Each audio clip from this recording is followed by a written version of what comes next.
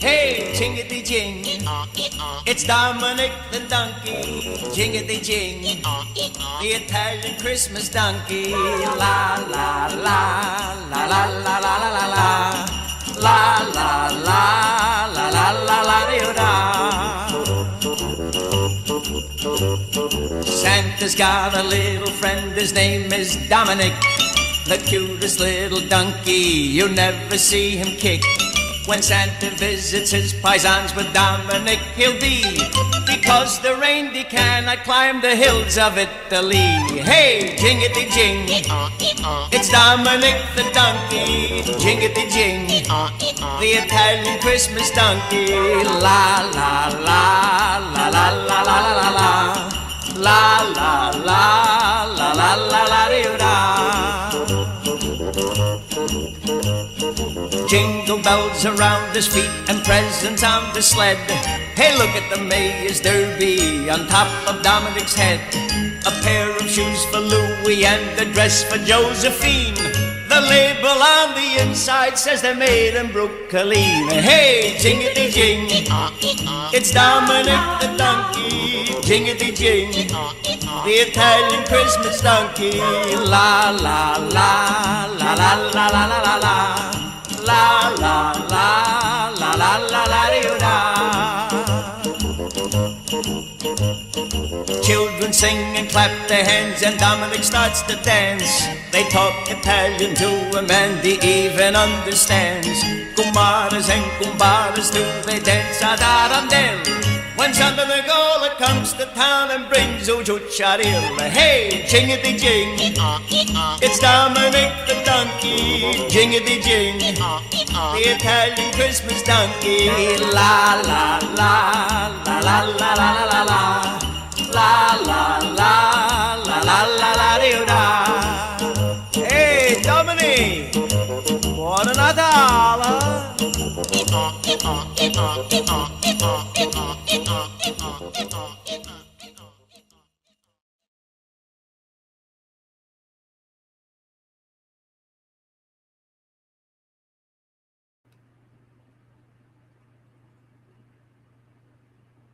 Good evening, everybody. Welcome to the show. I am Harry. With me is Tyson. Let me talk to you. We have got a show, but first of all, thank you, Lee Monty. That was Dominic the Donkey. I think that's the name of the song. Good old Christmas ditty for all you paisanos. Hey! But Stromboli. You fucked it up. Sorry. We got a hell of a show. We have Saturday night's main event to go over, and the saying goodbye to C Nation and all the things that go along with that. Booker T clapped back on David Otunga for some reason. He had to weigh in on his story with Cena, not Booker T. So it'd be fun to talk about that. Logan Paul shed some light on the Travis Scott situation. This is an oldie but goodie, so we're going to talk about that. And the reaction to the Cena thing, I think that's worth dissecting a little bit, or at least talking about. The Cena botch. Let's just go ahead and call it what it is. Oh, it's a botch. Okay. The botch, that bald fraud. We're going to talk. All right, we're going to talk about that. But first, Tyson, how was your week? I had a good week. Had a lot of, I had a pretty good week. It was a fun week. Very busy week in the delivery world. Oh, yeah? Yeah, as we're approaching Christmas time. Yeah, I'm waiting for those big Christmas orders that you were telling me about. You haven't been getting them yet? Fuck no. Oh. Dude, so Walmart, so I've been doing the Uber stuff more. Mm-hmm. So I'm trying to do Walmart stuff, like the pickups. Awfulest thing ever. Everybody in the state that I'm in, the Walmart employees are just fucking retarded. Every single one of them. Doesn't matter if they're Mexican, doesn't matter if they're American, doesn't matter if they're old, doesn't matter if they're young, doesn't matter if they're a man, doesn't matter if they're a woman. They're all fucking stupid. Every single fucking one of them. And every time they'll give you either the wrong order, they'll make you wait. This one dude today, I repeated 3 orders, one of them canceled. And then I told him like repeatedly the two names that I had. He proceeds to give me 2 other names that aren't even remotely close to what the fuck I'm talking about. And then he puts one in my car and just walks off. I'm like, what the fuck is going on here? But before that, I'm Ubering with my girlfriend, right? Mm-hmm. And we do Walmart. And this guy, so I get out because I'm the man. I'm supposed to help. He's like, oh, you can't have 2 people. We're like, what? Oh, you can't have 2 people. What the fuck are you talking about? So then, before I can say anything, she starts freaking out, right? She goes, this is my fucking money. you're fucking with my livelihood. I'm taking these groceries. Absolutely making no attempt to take the groceries. In fact, she's doing everything she can to ensure that we're not getting the groceries.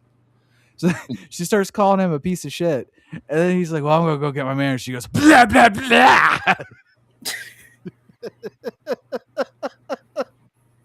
And I'm like, did she blah, blah? This motherfucker.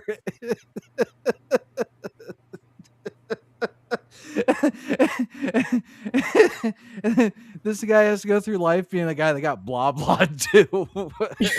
He's got to quit. Yeah, it was very surreal. She just went from 0 to 100. I'm like, no, she must be taking escalated quickly.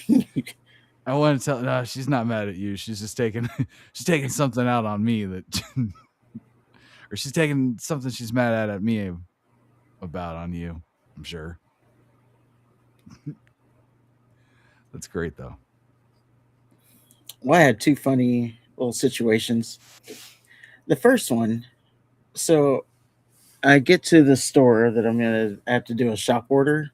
Now, it's only one item, so keep that in mind for this whole story. But I'm driving down the aisle in my car to park, and this car's about to leave. It's packed, so I'm just trying to get a spot, and this car's about to leave. So I have my left turn signal on to get the spot once the car pulls out and leaves.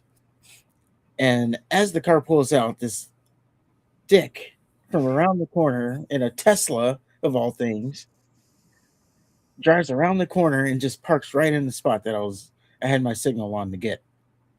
I think everybody that drives a Tesla is a big, gigantic cocksucker. Well, that's why I pointed out he's in a Tesla. Yeah. And, as he parks, I blow my horn, and I blow my horn, and he looks at me, and he just shrugs his shoulders. I'm like, you motherfucker. So what did I do? I parked right in front of him. And so basically I blocked him in, and I got out of my car, and then I looked back at him when I went back to him and went and did my shopping. Again, it was one item, but he didn't know that. Oh, I would have turned that into a fucking adventure. Yeah, it was like, I don't know what came over me, but I just parked right in front of him and blocked him in. There you go. And then did my shopping. And then, but yeah, I only did it because it was one item. Had it been like if I knew I was going to be in the store for like an hour, I probably wouldn't have done it. I would have. That would have been even funnier. Yeah. No, make them wait. Shit. I kind of did take my time, but also I didn't want to take too much time. But that was the first one. And then the second one, I had a delivery, and it was some XL Magnums. And I get to the drop-off location, and this Asian dude runs up to me because he also had a delivery It's a hotel, so he also had a delivery waiting for him.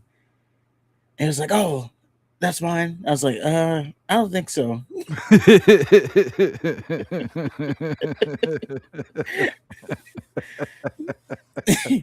And then he said the name. I was like, "Yeah, that's not yours." And then this black dude walks up, and I said, "That's more like it." You fucking ass. Yeah, and I completed the order. I got out of there because they were actually together, not together, but they were part of a group. Yeah.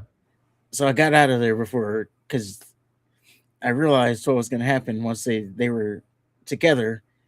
They're gonna be like, "Oh, what'd you get?" And then he's gonna show him what you got, and then it's gonna dawn. Wait a minute.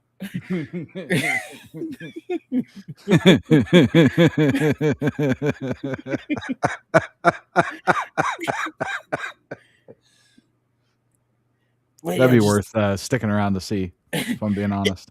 It was just an automatic. I don't think this is yours. I was just thinking it'd be fun to send hi, I'm Tyson. I'm your shopper. If you have any questions, let me know. Yeah, let me know if you have any questions about anything. That's when I enjoy that little message. I send it ironically. I don't think I actually ever send it. Oh, I don't want them to know I start.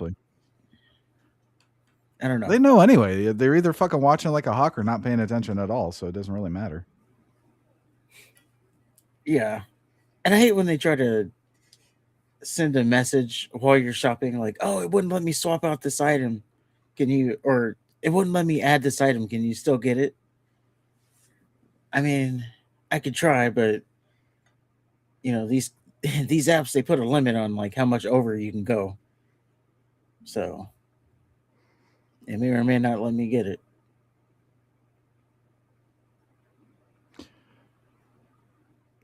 The day that the docs get a dark mode, that's going to be my holiday.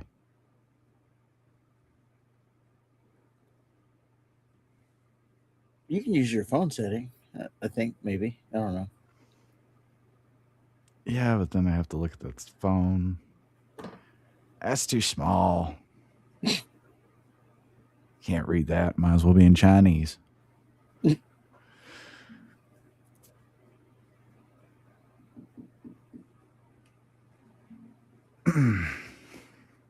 Well, I guess that's an awkward enough silence. We can go ahead and jump into Raw. We are in Kansas City, Missouri. It starts off with a John Cena tournament hype video. Of course, Gunther won. And Gunther opens. Gunther says the reality of the situation hit him. He's seen his last opponent and all that shit. Then he acknowledges that Cena is the greatest sports entertainer of all time. But Cena is about to step in the ring with the greatest wrestler of all time. Then he has him put up a countdown clock on the Titantron. Says we can see how much time we have left to look to Cena as our hero. He's beaten Cena on Saturday, and that's not enough. He's gonna break Cena's spirit. He's gonna push, bully, and drop Cena on his head. Then Gunther's gonna wrap his arm around Cena's neck and squeeze until the last bit of hustle, loyalty, and respect has left his motherfucking body. Then he vows to force Cena to do the one thing he's never done. Let's give up.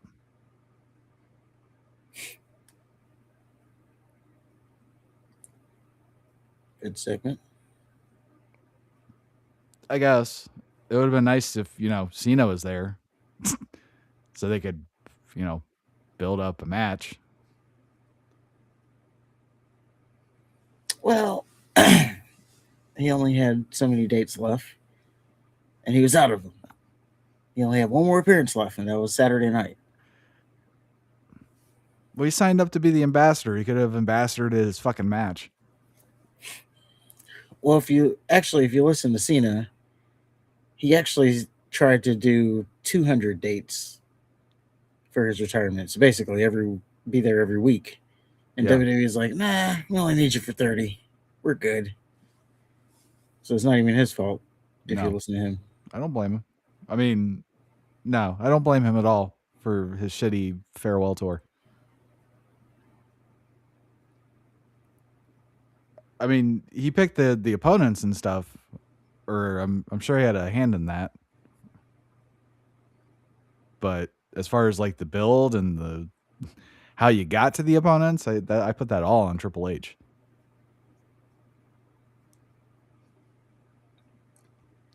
Yeah. I mean, it was a tough position, I guess. I don't know. How's that? Well, if you were going to only do, 30 dates or 30, whatever it ended up being, 35 dates or whatever. You're setting yourself up for failure, first of all. But you better have something good. You could have done like a 30-day long program with Cena instead of this stupid ass tournament.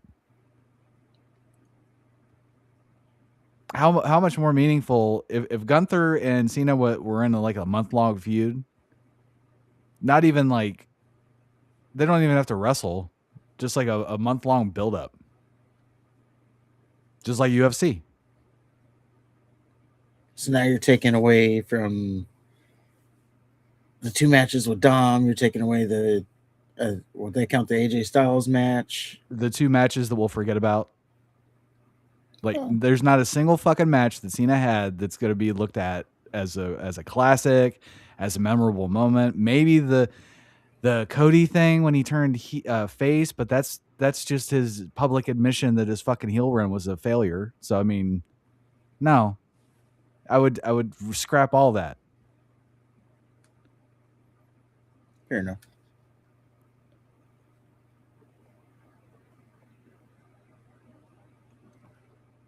I think my idea is better than just having 2 guys that have never stepped in the same room together on TV, just having a match, and then when the guy that everybody wants to win loses, nobody gives a shit. And in fact, when they have time to think about it, they fucking hate it because you didn't make them care about it one bit.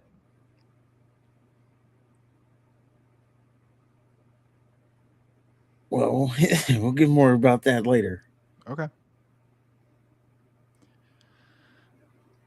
So then we get our walkers. It's Rey Mysterio Jr. He's going to face Finn Balor for the upteenth time. We have Bayley and Vulcan. Vulcan's going to face Tiny Perez again. This rematch of all rematches. Bayley and Vulcan had a commercial interview also that I skipped. So we'll just go ahead and get that out of the way. AJ Styles and his Mexican were walking. They're going to give the Viking Bikers a title match. Yay. Stephanie Vaquer is walking. She's going to do something. And then we have Io Sky and Rhea Ripley. Io's facing Kairi Sane again.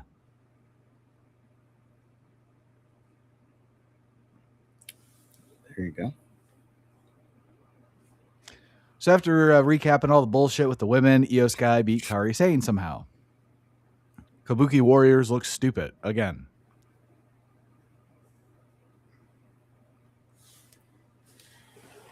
I couldn't tell you what happened here. I don't remember. I just know the Kabuki Warriors lost. Oh, I think Asuka tried to help. Ripley was there, so of course. But the Kabuki Warriors, they never win. So why the fuck are they still? Why does Io even care enough to wrestle them? She's always beating them.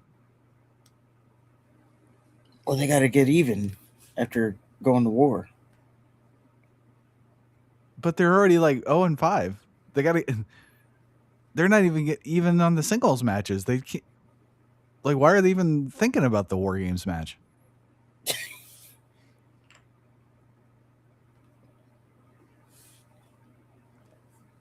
I don't know. Maybe. Yeah, they haven't. They didn't win. I don't know. Maybe they just want the titles. I don't know. Okay. They're not even the champions, are they? I thought the Jax and RuPaul were. No, it's Io. Sorry, it's Asuka and Kairi. Oh, I thought, okay. Team Heyman's backstage. Paul Heyman is talking to the Bronze, and then Logan Paul pulls up, says he's still sore at Rey Mysterio Jr. for slapping the taste out of his mouth. He wants to do something about it.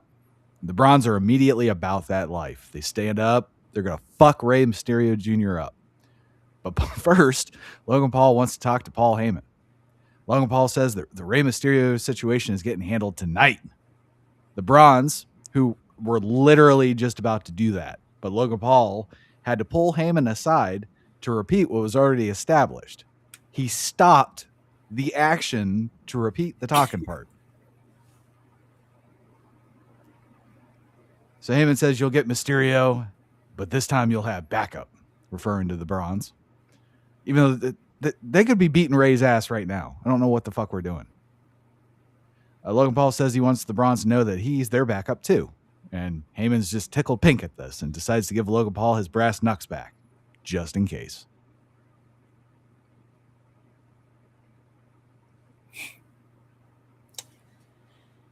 Another week of Logan Paul being on TV. So, yay for that. I think he actually fits good in the vision. He kind of acts like he's like almost like the loose cannon of the group.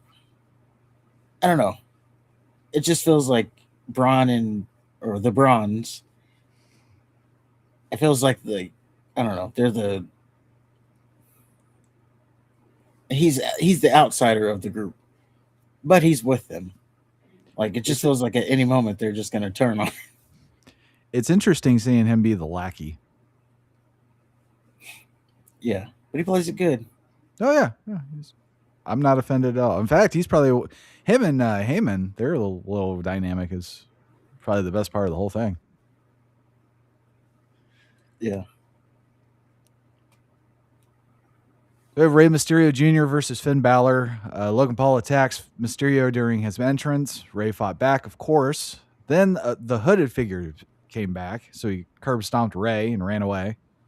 Logan Paul then socks Mysterio with his brass knucks. LA Knight interrupts then for some reason, and he demands a match with Logan Paul. Then helps Rey to the back. It's good of an LA Knight. Yep. And who is the masked man, everybody asks. Well, it's not Montez Ford. Well, apparently tonight this night it was. Or at least that's what the internet was saying. And so now there's more theories of maybe it's like there's more than one masked man. That's funny. I feel bad for the Austin Theory fans. They thought if they're going to do just use somebody else until the real guy gets there, if it is like, say Jericho or something. Like, yeah. Austin Theory's finally going to get his push. And even Austin Theory probably like, oh man, it's my time, finally. And then, nope, we're just using you. Well, people, I don't know. You got to go back to what happened with the fence. The what? The fence at War Games. Climbing up the fence? Yeah. I think people are missing, like, yeah, I hear Jericho's name floating around.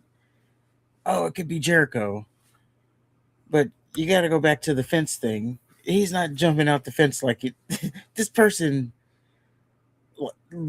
literally, like... Well, he's masked. 2 feet or two touches jumped over the fence. He's masked.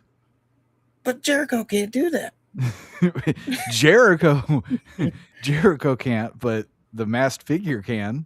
And then Jericho can reveal himself to be it can. I mean, so then we're supposed to believe he was the one that literally leaped out of the cage like that. Of all the things they try to make you believe, this is what you're gonna gripe about. That's actually pretty creative. Yeah, but like I said, there's theories that maybe there's more than one masked man because there's been more than one masked man. Like the internet saying, Monday it was Montez Ford based off of his movements, but then on at War Games it was a different person based off of again the movements. I think maybe it was Austin Theory, which I don't know if Austin Theory can climb a fence like that. I think now as a masked person, I think it was actually Nathan Frazier at War Games. I haven't seen this anywhere, but I'm just thinking maybe it was Nathan Frazier. No, because that guy wasn't. I think that guy was too big. To be Nathan Frazier. Yeah. I'll just go back to like who could even the way that person jumped that fence. It was such. I can was see so Austin Theory athletic. doing that, especially if he practiced. Well, my one thing is it had to be someone on kind of on the smaller side because Austin just Theory's getting not. your. He's not a big guy. I think he. Well, I think I remember him having big feet. Well, the thing is, like him Oh, getting Jesus his Christ. feet in the chain link. I don't know. Maybe I'm looking way too into it, but You are. yes, the It's internet gonna be said Chris that. Jericho. Okay. It's gonna be Chris Jericho with his fucking beer gut. I'm the hooded guy. And then he's gonna appear as a hooded guy, throughout the feud. He's gonna do like backflips and shit.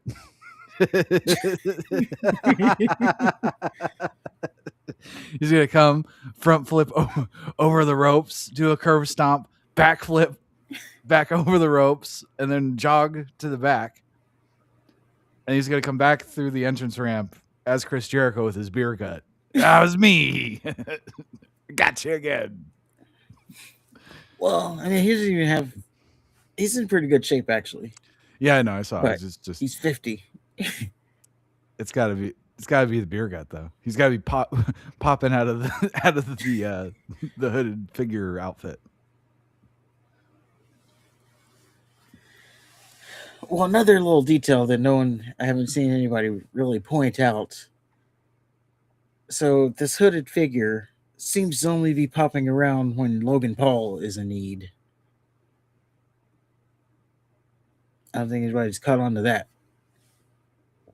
I don't know what that means so right now, but yeah, no one's really caught on to that. So he He's came only out appeared once, hasn't he? well at War Games too, but it was when Logan Paul was in need that he showed up. Mm. And remember Braun Breaker this time, he was actually, maybe he's downplaying it, but he was like, I don't even know who it was. As a matter of fact, he was trying to take away my my heat there. So they're playing as they don't know who it is. Maybe they're just playing into that, but it just seems that it's whenever Logan Paul needs help that person comes around. Okay. I don't know if that's something to pay attention to or not. Can we at least agree that whatever it's going to be disappointing? No. Okay. It might not. It might not. No. I mean, if it's Austin Theory, yes, it's going to be disappointing. But Name anybody one thing else since the Triple H era. Name one thing that has not been disappointing. I'm waiting. The ending of WrestleMania that Vince started. The very first one? 40. Okay. The Avenger finish. Cody finishing the story. That's basically what I'm saying. But Vince started that story, so. Are you still okay with Cody as champion? You happy with what they're doing with him? Yeah. Okay. Styles and his Mexican beat the Viking Bikers somehow. They played a Viking bikers hype video earlier. It's like, come on. Well, I already told you last week I wasn't watching this, so Yeah. New Day and the Usos came out after the match. I'm sure Styles and his Mexican are facing them, or both of them. One of them or both of them.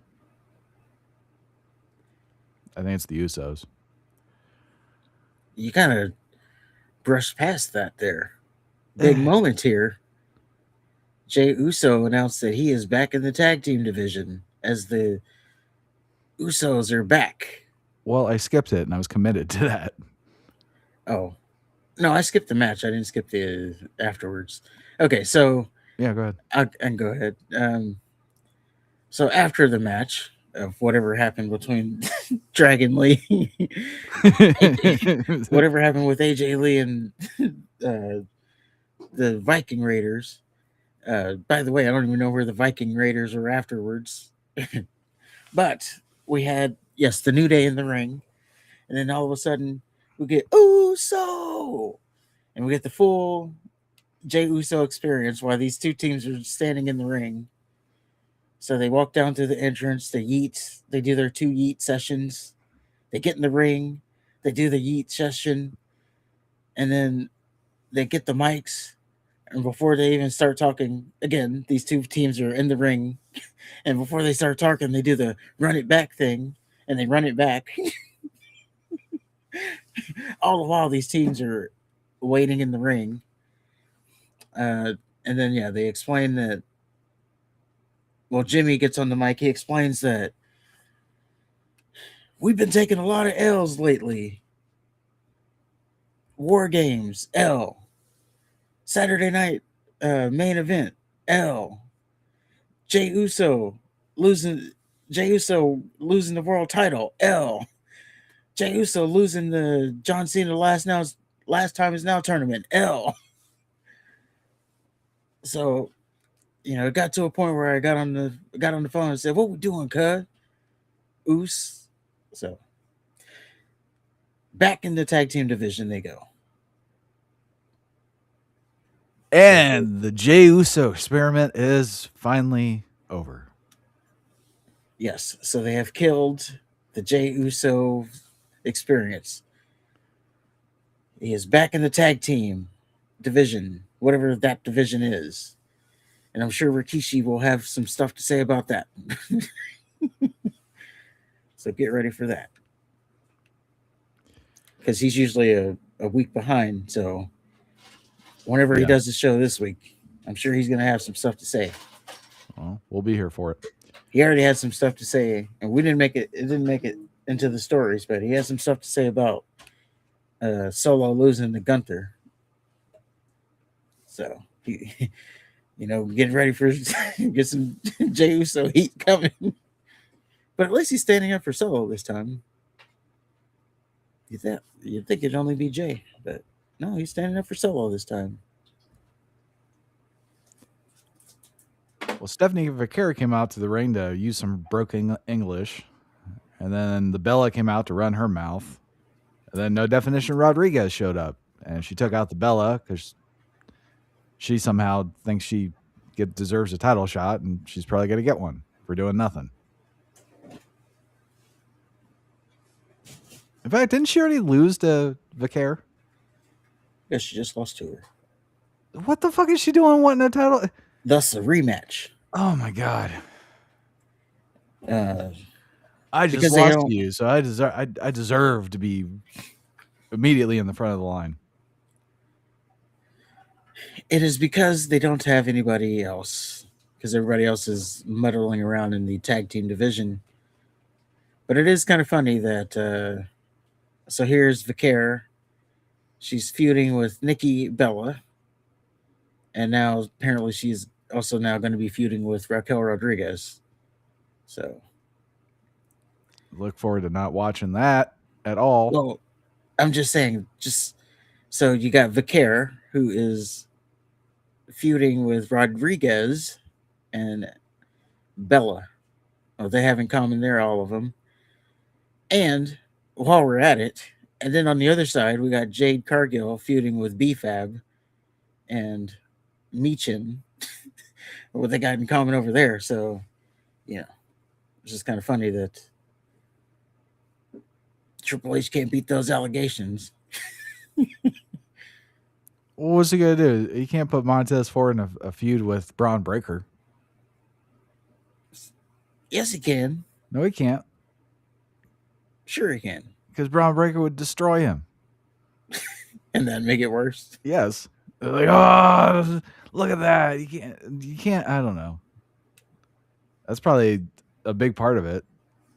You can't have that type of shit. Because if there's any situation where the white man comes out ahead, they're like, oh no, it's racism. Like, oh, we need to rethink this. Yeah. Now, if it's a situation where only the white men need to get ahead, then you might have something to that. Although, I guess that's kind of what it is. Nah, I mean, I don't know. I don't know if anybody's ahead right now. I don't know. Maybe not.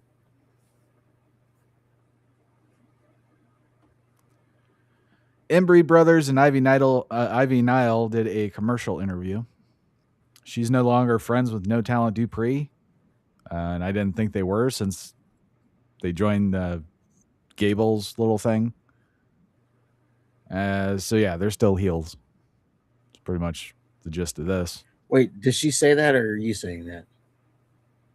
She started talking shit about she wants the U.S. title or whatever belt Dupree has, and she was talking shit, and they were like in suits and they were all heelish, and yeah, it was basically just I hate Maxine Dupree, and the guy whoever the fuck Byron Saxon, he mentioned their friendship or some shit, and it's like, you weren't friends to begin with, because I mean they were friends, but then she joined Gable's stable.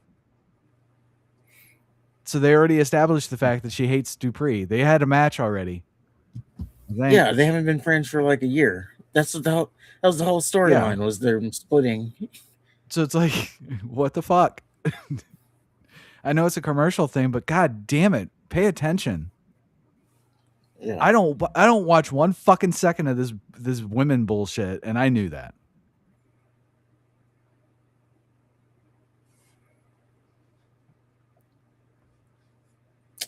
Tisk. Judgment Day are backstage. So 1 week after saying all the bullshit about the Judgment Day sucking dick, and Liv Morgan, is going to help the group regain their killer instinct, No Definition Rodriguez and Tiny Perez do not have 1 ounce of time for Liv Morgan, and Dom and Balor think that's cute. In fact, they tease dissension between Morgan and No Definition Rodriguez. So then Liv Morgan forces Tiny Perez to be her partner or some shit. I don't know. And then Tiny Perez beat Vulcan somehow. Explain that to me. They're picking up the story. No. Last week, they every single fucking one of them were in the ring with Liv Morgan while she was speaking her shit. Oh, you guys have been weak. The Judgment Day has been championless. Well, that's going to change. They all fucking nodded their heads, and they all smiled, and they were all on board. Now, all of a sudden, they don't have any ounce of time for Liv Morgan, and she's a nuisance. No. Well, I'm telling you why. God. So, if you had saw last week, Liv Morgan handed Rodriguez and Perez the tag team titles, and she went to Vaquer and said, I'm back, or whatever, indicating that she was going after the world title. And then Rodriguez this week she got in the face of Vaquer. So she's now going after the world title. Liv was like, hey, shouldn't you have, or you didn't mention that you're going after Rodriguez, or I'm sorry, Perez. Damn it. You didn't mention you were going after Vaquer. And then she said, what? There's not, like, I got to run everything by you now? That was all this week. Yes. That makes. But last week they were all together and they were all fucking holding hands and they were all. Liv Morgan was going to bring their killer instinct back. If but last week Rodriguez it and was Perez, if they were understood. rolling their eyes or if they weren't even there, or anything, but no, they were on board with Liv Morgan being the leader again. Now Liv Morgan is being the leader, and they don't have any fucking time for her. Well, they're not going with the plan. Then that's the issue. If they were gonna pick up the story, they should have picked up the story. Don't fucking have this kumbaya moment and have Liv Morgan's little badass bitch moment. That is the story. Oh, we're back. We're in full force. We're gonna take back over the division, and then now someone and Liv Morgan put her sword in the dirt as the leader, and everybody was on board with it. Not one fucking person had, no one had any objection. There was no negative body language or anything like that. They were all on board. Yes, correct. So on the very next week, we get a 180 in the whole personality department. Then, yes, Rodriguez should not have gone after the world. No, I don't have a problem with that. That's fine. But the fact that now all of a sudden there's an issue between Liv Morgan and Rodriguez.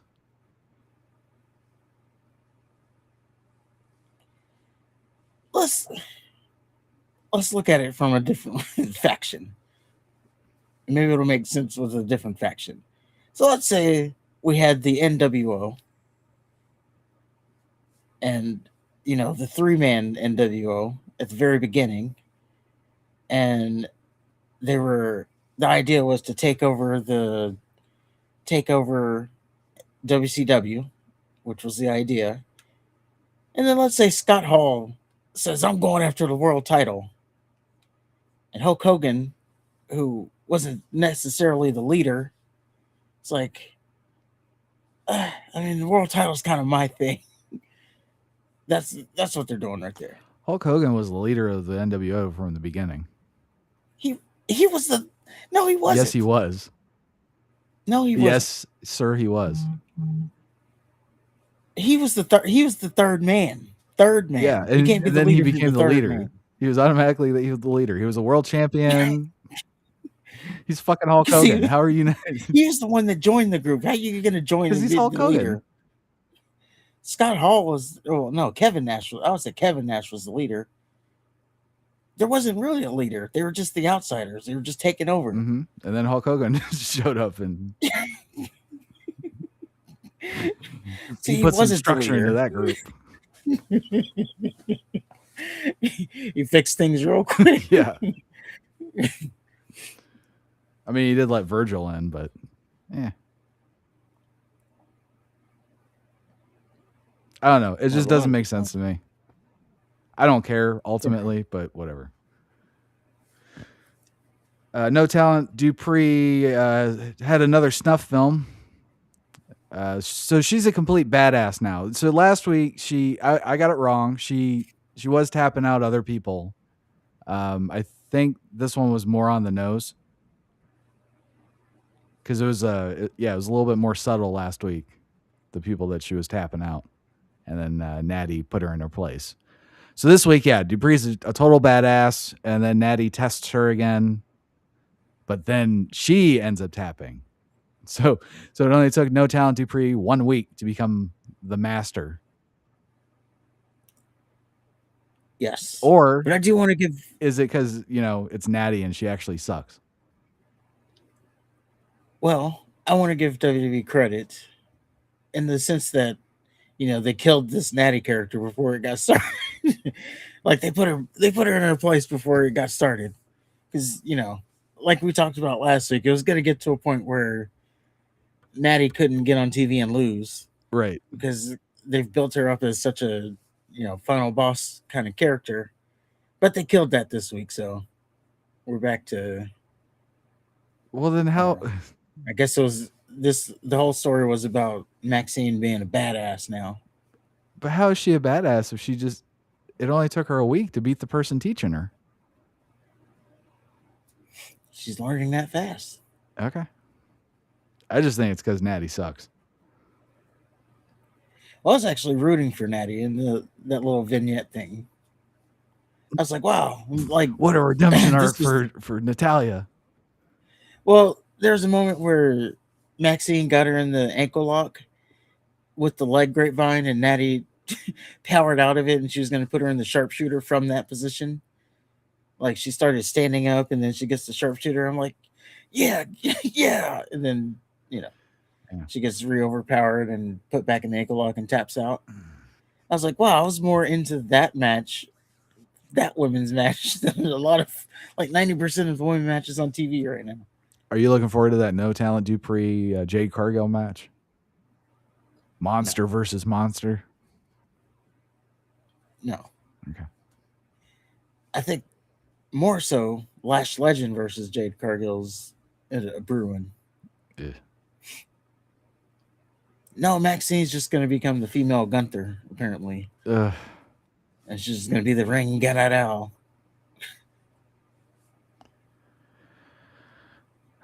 LA Knight versus Logan Paul. Logan Paul won after the hooded guy curb stomped Knight on the announce desk. And then Knight got speared and tsunamied after the match. Paul Heyman gets on the mic to say nothing. Breaker cut a pretty good promo. He was talking shit to CM Punk, and one of the lines he said was, "Imagine preaching your entire career every single week that I'm straight edge, never done drugs a day in my life, never had a sip of alcohol. Well, whoop-de-doo. Turns out to be looking like the biggest crackhead anyone's ever seen." Which is funny. Yeah. The whoop-de-doo. Yeah. His little, his embellishments. Pretty good. I was a little concerned there. I thought he was going to go a little too far. Oh, and he said he's going to take AJ? Yeah, he's like, he's trying to pull out like the old CM Punk. He wants the best version of CM Punk. And he's like, because if you don't, and if this is the Punk that shows up, I'll take your title.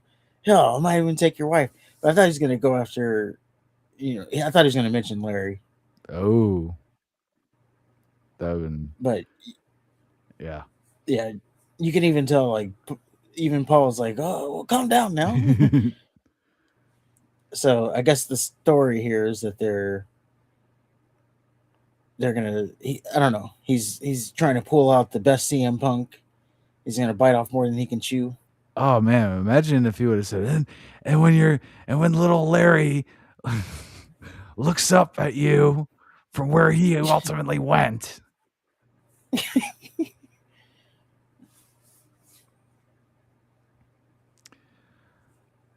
Oh yeah, Breaker doesn't want corporate Punk. He can beat that Punk any day of the week. He wants peak Punk, the guy that beat The Rock, Breaker's hero. Breaker actually gets down on his knees, begs Punk to become the old Punk so Breaker can beat the greatest wrestler ever. Says if he doesn't get that version of Punk, he's gonna brawn break Punk. Ugh. That's worse than that was the one cringe. Yeah, well, brawn break you. Brawn break you. Ugh. I don't know who wrote that one in there, but terrible. He's gonna take Punk's World Heavyweight Championship, and while he's at it, he might even take Punk's wife too. Then, for some reason, LA Knight pops up on the Titantron, stumbling over himself, falling on his ass. Bronson Reed and Logan Paul just run to the back. Well, they find Knight and beat the dog shit out of him. He gets powerbombed through a table. They see he's still moving. Reed's like, he's still twitching. So they put him on a car, and he gets tsunami'd on the car. Feel like they just did this. They did. Yeah. With Braun Strowman. Didn't they do it with Ricochet too?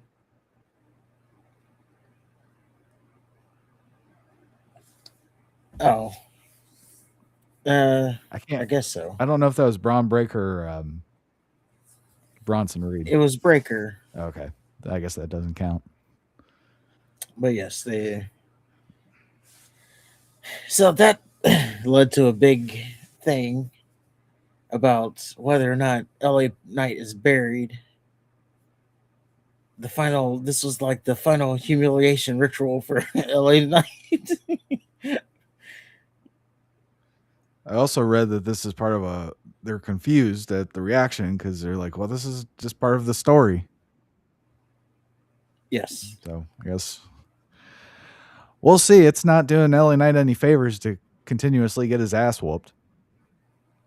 I think. I think he's going to win Money in the Bank. Okay, he's got to I win think that's something. what this is building. Yeah, I think Shit. that's what this is building for. It's either that or yes, he's just, as someone said, he's just. Again, the theory goes back to that one time he held that sign up that said, "We want Jey Uso and not, or we want LA Knight and not Jey Uso." Well, apparently WWE And that doesn't even was, want Jey Uso. yeah, that was the moment that they decided we're gonna bury this guy. We're gonna make him win a tournament so he can tap out to Gunther, or get to the finals so he can tap out to Gunther. This humiliation ritual we're gonna put him through on Raw. Yeah, he's done. How dare you hold a sign up that says that?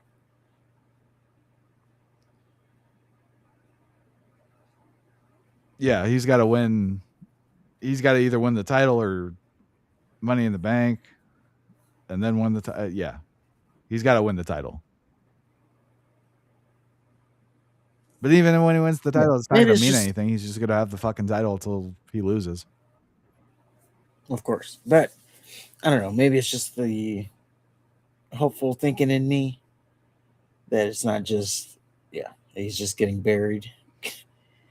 Like, oh, because, on the other hand, they do need, because the story here is building up the vision.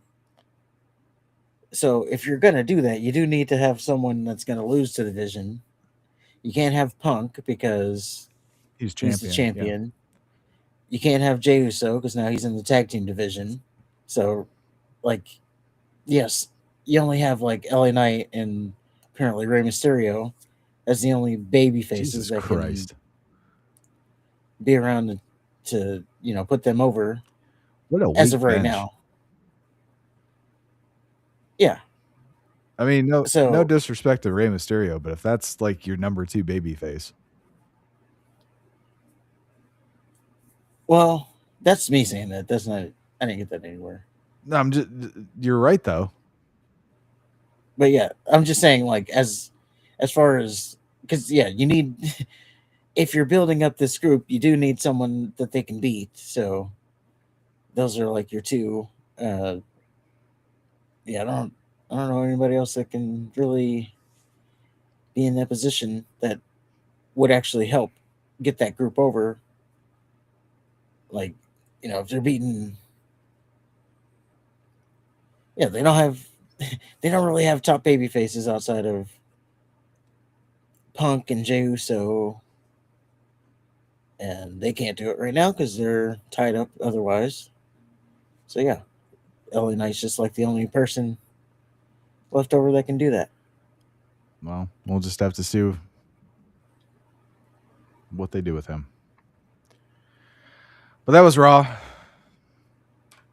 Moving on, we have SmackDown. We are in Wilkes-Barre, Pennsylvania. So they recapped last week's issue with Cody Rhodes and Drew McIntyre. Keep in mind, this is Cena's last week. And he has not appeared on 1 second of television. Nope. So yeah, they recapped last week's issue. McIntyre arrived at the arena. Cody attacked him. Then Cody called McIntyre a cockroach. Begged Aldis to reinstate him. Begged him. Then Nick Aldis appears. Says he's been trying really hard to reinstate McIntyre, but McIntyre won't return his calls. So he wants McIntyre to come to SmackDown so they can have a talk. Then it shows Cody walking in the back, and he runs into Nick Aldis and asks where Drew McIntyre is. Aldis says no idea. But his team sent a legal letter claiming that it's an unsafe work environment. So, of course, Cody Rhodes comes out to the ring. And Cody doesn't want to talk about Cena. He wants to talk about Drew McIntyre. And he doesn't sweat McIntyre because he's only half in. If Cody was McIntyre's boss, he'd fire him. But he can't do that because he's not the boss. But he can whoop Drew McIntyre's ass. Then Oba Femi interrupts for no fucking reason. Oba says Cody's worried about the wrong man. McIntyre ain't here, but the NXT champion is. Says he's the future.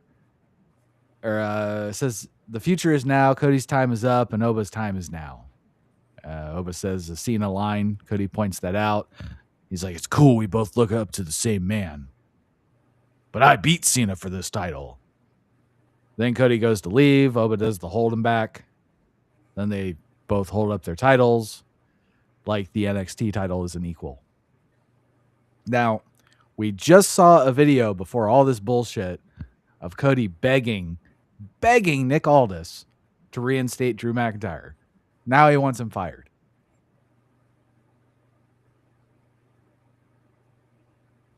Yep.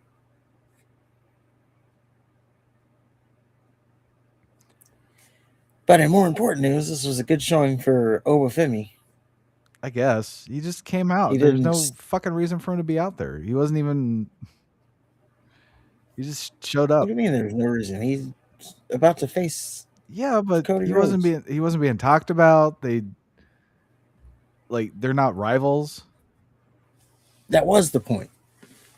Okay. You are worried about the wrong man. You should be worried about me. Well, And then he said, I guess he's a catchphrase merchant. we'll get to that shit.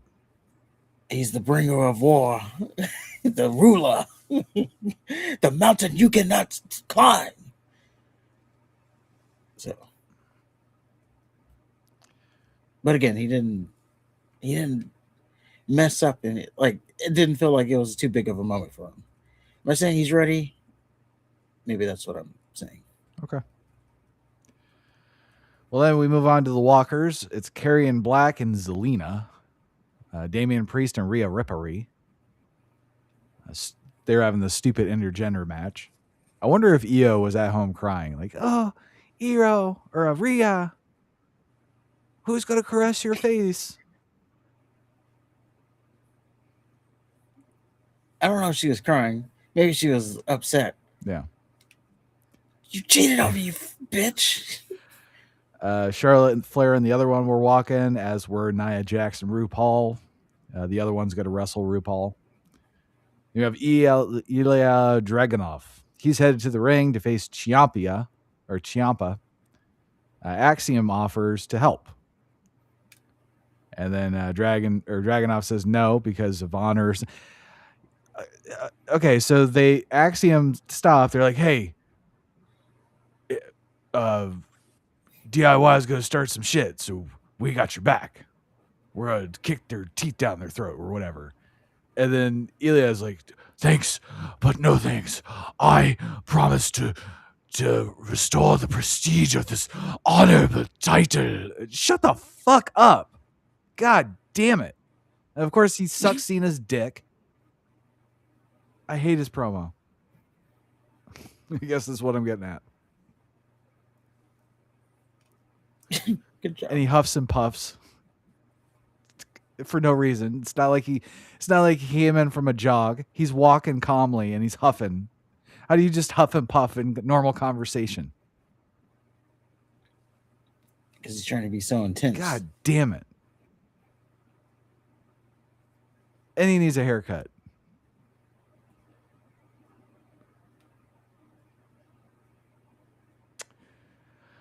Sure enough, Dragunov beat Ciampa. Your boys at WrestlingNews.co said this was a 5-star match, so I had to watch this twice. I felt compelled. It was a fine match. They were trolling. Pardon?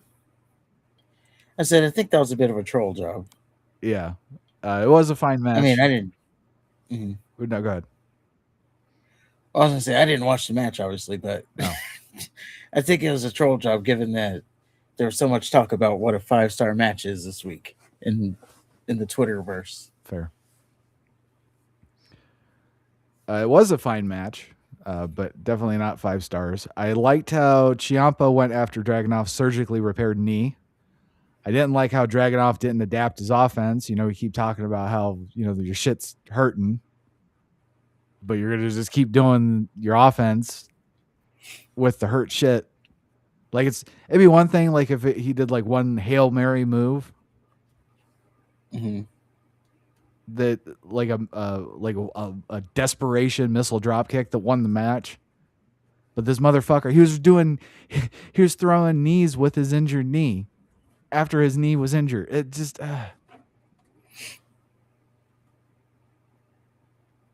Ciampa did Samoa Joe's no look walkaway thing. It sent Dragunov right into the steel steps. Thought that was cool. I love that move. Too many fucking chops.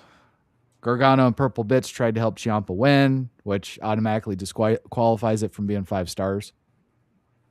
But they suck, so Dragunov won anyway. Then DIY beat Dragunov's ass after. Carmelo Hayes came out to beat up the bad guys. Now, if they would have had Gargano actually cost Dragunov the title and Ciampa won after all these weeks of calling out, you know, Dragunov and shit, we'd have a story. Instead, Dragunov's probably going to wrestle Gargano next week, and then he's going to move on. Or they're going to have like a little forever feud where Dragunov's just going to win every match. Well, at some point, you know, what's his name is coming after him too. Tama Tonga? Yeah. Okay. But I did think Ciampa was going to win this, but he didn't. That would have been interesting. Because then Dragunov has to get his belt back. It's like, oh, you lost to a jackass. How do you like that? Yeah. And then, you know, it would end the open challenges because never heels always end it. Oh, we're not doing that shit anymore. You're going to have to earn it.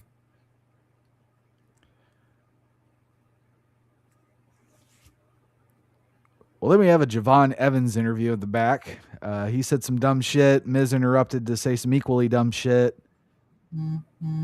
Evans insulted him, showed no reverence for a former champion and, you know, somebody with literally decades more experience than he has. So they're just going to have a match later, which Evans will probably win. Spoiler. Yeah, it's Miz. Spoiler alert, he does.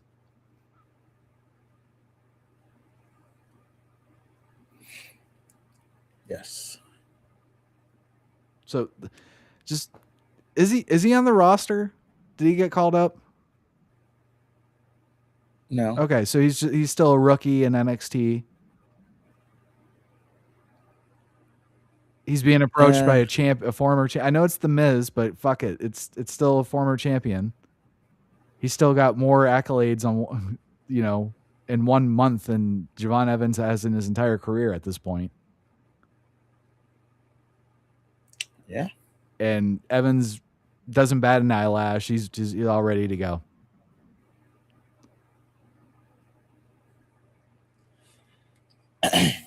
True. But on the other hand, he did just take Gunther to the limit, this being Evans. Okay, that's fair. So you would expect that he would be able to beat The Miz. I guess that is on brand. Because, I mean, if you're not going to bat an eyelash with Gunther, then fair.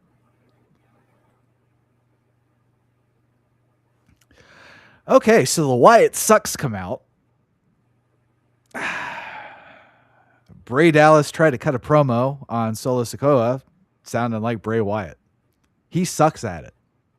He sucks so bad at it. Bray Dallas says if Solo's team wants the tag titles to come get them, Solo's music plays, and then Solo and the MFTs appear on the Titantron. Says we're not doing things your way, we're gonna do things our way. Next week we're gonna fight. So Solo tells the Sucks to hand over the tag titles. If not, they better run. So instead of fighting them this week, they're just going to fight next week. Yeah. I don't see how this gives Solo an advantage.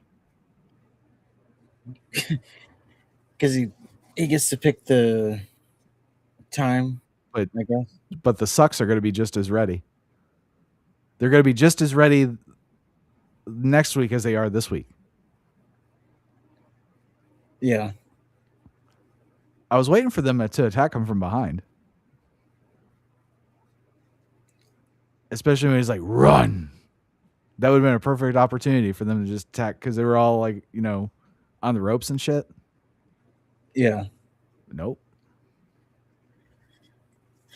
Well, this was a rough outing for this Wyatt. Just call it what it is. This was a rough outing. I think he forgot, this being Uncle Howdy, I think he forgot what he was saying because there was a awfully long pause during his promo. So much so that I fell asleep during. Us. Like it was too long of a pause, and I fell asleep, and then I had to wake up and then, of course, go backwards. Or it's like, MFTs, you think you are the best family? Like, what the fuck are you talking about? Who writes this shit? I don't know. People, grown people, put that on paper and go, "Yeah, go ahead, do that." Road dog. Oh my god, MFTs, you are not the best family. Lions will destroy you. Come and get the tag titles. He was trying so hard to sound like Bray. Well, He doesn't have to. No. He does not have to be Bray Wyatt. I don't know what's going on. Let's just say it was a bad week for them. Can we just say that this whole thing has just been a No, fucking disaster? no, they're awesome. It's just this was a bad week. They're not awesome. They're awesome. You see, if they were getting more TV time, then they'd be ready for this. He messed up because he wasn't on TV every week. Had he been on TV every week, so that's the reason, really. Just the repetition. Miz lost to Javon Evans somehow. Told you. Oh yeah, before that, Zelina and Karrion Black had an interview. They say Damien's dragging Rhea Ripley to hell with him. So. Yep. Then Mia Yim starts cutting a stupid ass entrance promo. Thankfully, Jade Cargill cuts Mia Yim off and beats the fuck out of her. Cargill goes to the ring, starts talking shit. Mia Yim comes out with her gay kendo stick. And then Yim gets chokeslammed straight to hell. It was a picture-perfect chokeslam. It was. Unfortunately, Now, that probably maybe means it we're was- getting a part 2 to Mia Yim and Jade Cargill. Well, they said it was supposed to be a match. That's what they said. Oh. This was supposed to be a match, and then it never turned into a match. And Jade Cargill wasn't even dressed to be in a match. Matter of fact, she was barely dressed because she had a wardrobe malfunction the whole time, aka her panties were showing the whole time. So that was something.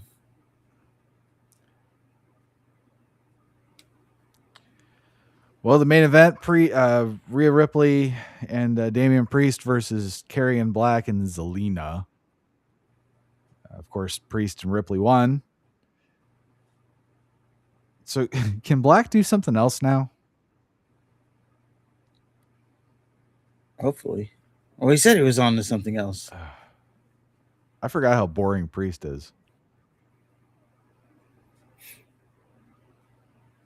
Can he do? What is he gonna do next? I don't care. Like, there's literally nothing for him left to do. I don't care. Maybe he goes to Raw. He can go to AEW. No, he can't go to Raw because the Judgment Day's over there.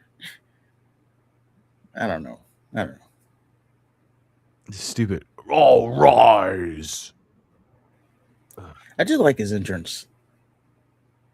There's his entrance is done by some group named Slayer, or maybe that's the genre. I don't know. No, Slayer's the group. Apparently, they if they keep their nose clean, they might have a future. Oh yeah, That group sounds pretty good. okay. SmackDown, yet another forgettable contribution to Friday. And during SmackDown, they broke news that January 2nd, they will be going back to 3 hours. Oh boy, they've earned it. So, yeah. Yes, back to 3 hours. Now, there was also a report that came out that they know that they need help creatively with this going back to 3 hour thing, or going to 3 hour thing. So at least there's that. But I've heard that before. You got to actually show it first. Like, you can't just say, "Oh yeah, I know we know we need help." Like, you got to show it, Right. because there was also that story that they're bringing people in to help creatively. Well, But it's actually gotten worse Yeah. since that story. Jesus Christ. So, There's been no creative. Yeah. Well, speaking of no creative, let's move on to Saturday night's main event. We are in Washington, D.C. The people that are here: Shawn Michaels, Trish Stratus, Kurt Angle, Mark Henry, Shane from The Walking Dead was also in attendance. Triple H then narrated a fart huffy opening video. And then we get our walkers, which was Cody Rhodes and Oba Femi.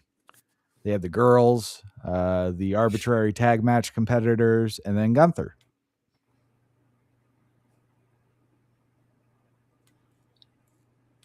And it starts with Cody Rhodes versus Oba Femi. Oba looked good, although I'm not sure about the fur. He kind of looked like a backup dancer for Christina Aguilera or something.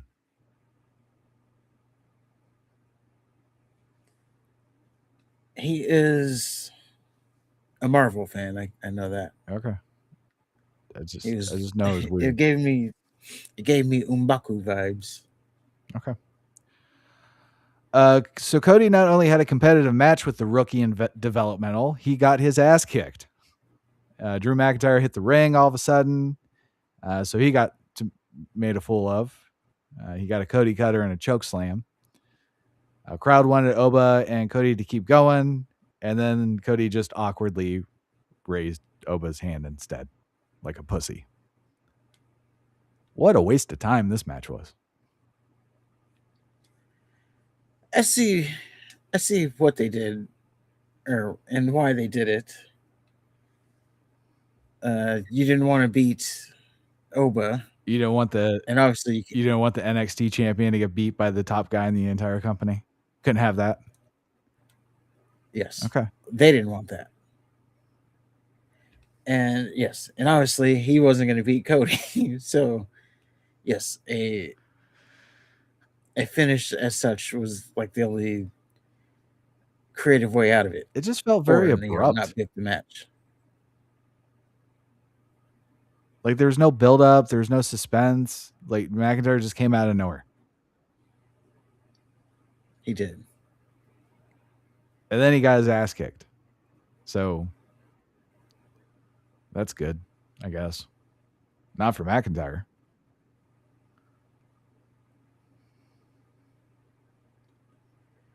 Yeah, I don't know where they're going with that. Well, obviously I do, but I mean, Oba looked good.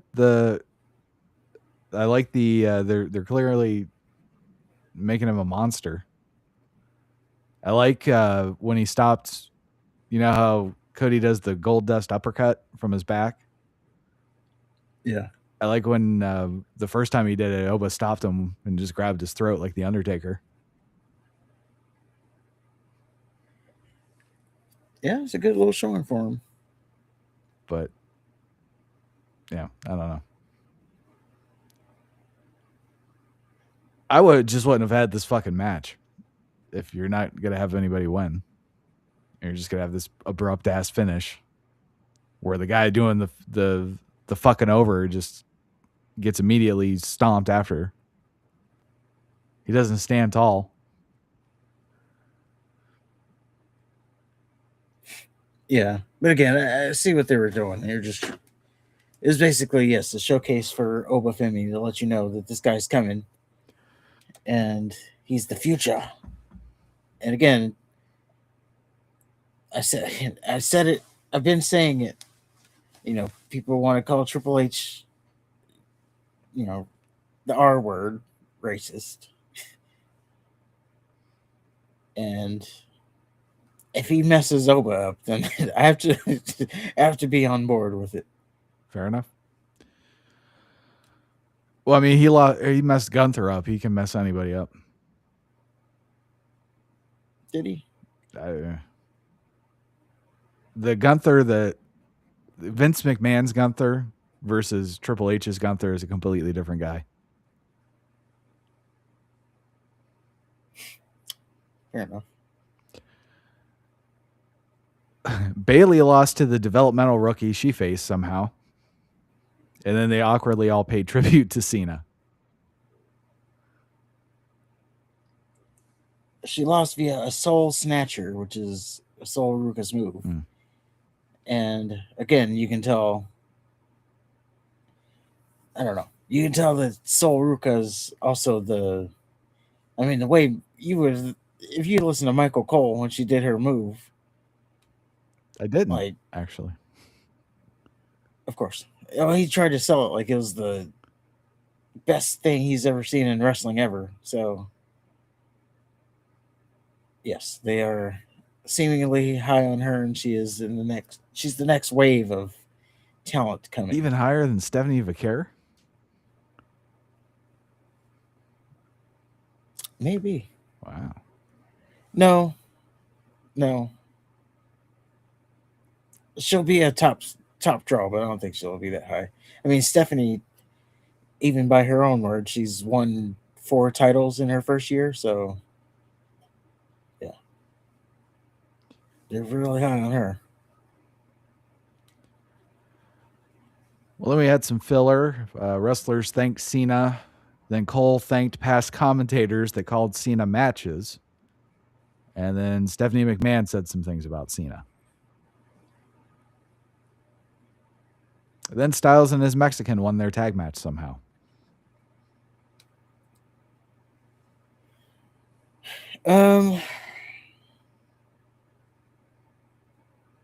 This match actually kind of went kind of fast. And not just like, I mean, in time. It went very fast. Also, in the ring, it was like a fast pace, flying all over. It was an AEW match. Let's just say that. And towards the end, and I don't know if so. There, AJ Styles went for a phenomenal forearm towards the end, and he botched it, slipped on the top rope, and they recovered it, and he won with a Styles Clash. But I don't know if I don't know if they're telling the story, because before that happened, they had mentioned that AJ Styles said that next year is his last year in wrestling.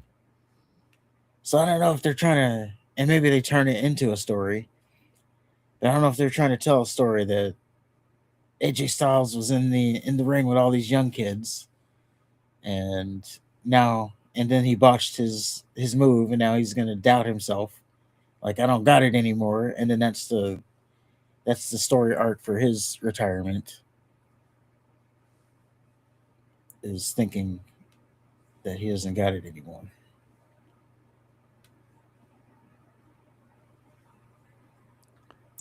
But again, they may turn it into that story, and it wasn't. It was actually a legit botch, and then yeah, they're just turning it into that. Well, they filmed more time with some Cena stuff.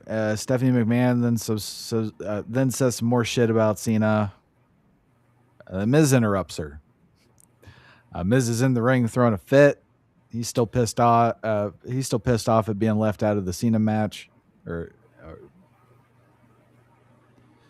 he's still pissed at being left out of the Cena tournament. R-Truth interrupts with his minstrel show, and I just skipped it. Joe Henry appeared. He beat up the Miz with R-Truth.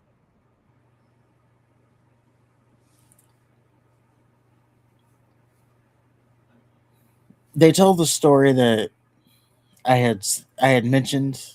So R-Truth, he came out and he said that he brought up the ball thing about Miz switching out the ball. And because it's funny, because it's balls. He says balls because we automatically think dick and balls, but he's really talking about the little name balls. But the way he says balls, yes, but he revealed that when he switched the balls, he took out someone from the tournament, and the person he took out from the tournament was now why R-Truth had this ball, then I don't know, but yeah, the person he took out from the tournament's name was in that ball. The Miz opened it, and he says Joe Hendry. And you see the shtick for Joe Hendry is you say his name and he appears. And yes, then thus he appeared, and then they beat the Miz up. Now, this was a very sports entertainment segment, comedy segment. When I saw the Miz in the ring, obviously you knew someone was coming out. I didn't think it was going to be R-Truth. I thought that was going to be someone, a more of a surprise from the past. Like, I was thinking it was going to be Batista. Although I think he's like skinny right now still, because he's a serious actor now. maybe he's the hooded figure. I don't know. He might not come back ever. Probably not. I think he said he's done. You know, he's a serious actor, but he could have gave one more Batista bomb, maybe. I don't know who else it could have been, but yeah, I was saying it's going to be something bigger. Then you hear R-Truth's music, it's like okay, and then you say his name, he appears, Joe Hendry, and then they beat up the Miz. But yeah, as soon as Truth on a night of I was done. Yeah, on a night of wrestling, this was your sports entertainment segment. And I'm starting to get a little concerned, especially with what happens in the next match. Okay. But I'm starting to, and afterwards, Triple H said something that during the post interview, which I don't have, but he said something that's starting to concern me a lot. All right. Well, we have Gunther versus John Cena. So Gunther beats the fuck out of Cena to start the match while the crowd chants, "Fuck you, Gunther." And you tapped out. Cena blocks a chop, then hits a 5-knuckle shuffle, but Gunther escapes the FU, goes back on offense. Cena manages to get Gunther in the STFU. Gunther breaks free. He hits a powerbomb, tries to get Cena to quit from that. Then Gunther starts doing the thing where he asks the ref to ask Cena to give up after hitting, some clotheslines. That thing that nobody has ever just said, "Oh man, that's too much. I give up." I actually think I remember a match where someone gave up from just getting the shit beat up. Okay. I don't remember ever seeing that. Or maybe it wasn't that. Maybe it was someone threw in the towel. But like, I just remember someone getting powerbombed like over and over and over again, and then finally, that was they had to call the match because maybe it was Sami Zayn and Kevin Owens. No, because I think Owens pinned him. Owens kept powerbombing No. Sami Zayn. This was NXT. He kept powerbombing Sami Zayn, getting the ref to stop it. He's like, I'm not going to stop. So you better stop it. Of course, he pinned Sami because, again, never works. Yeah. But yeah, I just remember it. That just one time just happening where, yeah, he just kept powerbombing. Not that match, but someone kept powerbombing him. And then, like, the stipulation was, like, I quit or submission only or something like that. Yeah. And he didn't have any submission moves, so that was all he can do is just hit his finisher over and over again. Cena lands another offensive flurry, hits another 5-knuckle shuffle, and this time the FU, but Gunther survives. They try to make a thing out of Gunther kicking out of the single FU too. It was like, come on. All the legends that Cena's beaten with that move. Yes, and we've seen like all these nobodies kick out of every single one. Didn't somebody kick out of the top rope one? AJ Styles, yeah. Okay.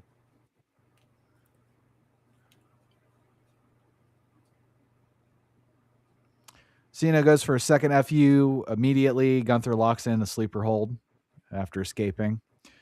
Cena fights out of it and locks in one on Gunther. And then they go to the floor after Gunther gets to the ropes. Gunther slams Cena on the apron, throws him in the steel steps. Then he sets up the steel steps by the announce desk, so Cena has an easier time giving Gunther an FU through the announce desk. Then they get back to the ring. Cena hits the top rope leg drop for 2. Goes for another 5-knuckle shuffle. Gunther recovers, just starts kicking Cena's ass. And then Gunther goes for a top rope splash. Cena stops him, hits an FU from the top rope for a near fall. Then they start trading punches. Cena goes for another FU. Gunther escapes, hits a powerbomb and a splash. And then Gunther locks in another sleeper hold. Cena makes 3 attempts to escape, which all look successful until relentless Gunther goes back to the hold. Cena eventually breaks free, hits another FU for a near fall. Gunther immediately goes back to the sleeper hold like a zombie. Cena almost fights out, but Gunther pummels Cena and cinches the hold back in. Cena, with a dumb look on his face, taps out. Gunther is now the true legend killer, and the crowd could not have been more disappointed and unreactive. In fact, well, they did start chanting bullshit after they had a second to think about it. Like there was absolute silence. It was kind of like the when Lesnar beat the Undertaker, how there's like no reaction. Yeah, that's what I equated it to. Is like when Lesnar ended the streak, and it took a second to like realize what actually just happened. Yeah. So yeah, the crowd starts chanting bullshit. Cena has his moment. Punk and Cody give him their belts to hold one more time. Roster comes out to give Cena an ovation. Triple H comes out. He's booed, especially when he hugs Cena. And then gave that shit grin on oh his my face. God. He's getting booed right out the building. He's like, this is great. Yeah, you bald fraud. Cena then leaves his sneakers and sweatbands and shit in the ring and leaves for the final time. The crowd was chanting to also leave the jorts, which I actually agreed with. He should have left the jorts. Leave the okay. Yes. He had underwear on. He could have left it. They could have got him a towel or something. I don't know. I mean, wasn't it at the Oscars he was butt ass naked? So that was humiliation ritual. Yes. Says the end of C Nation. Go ahead.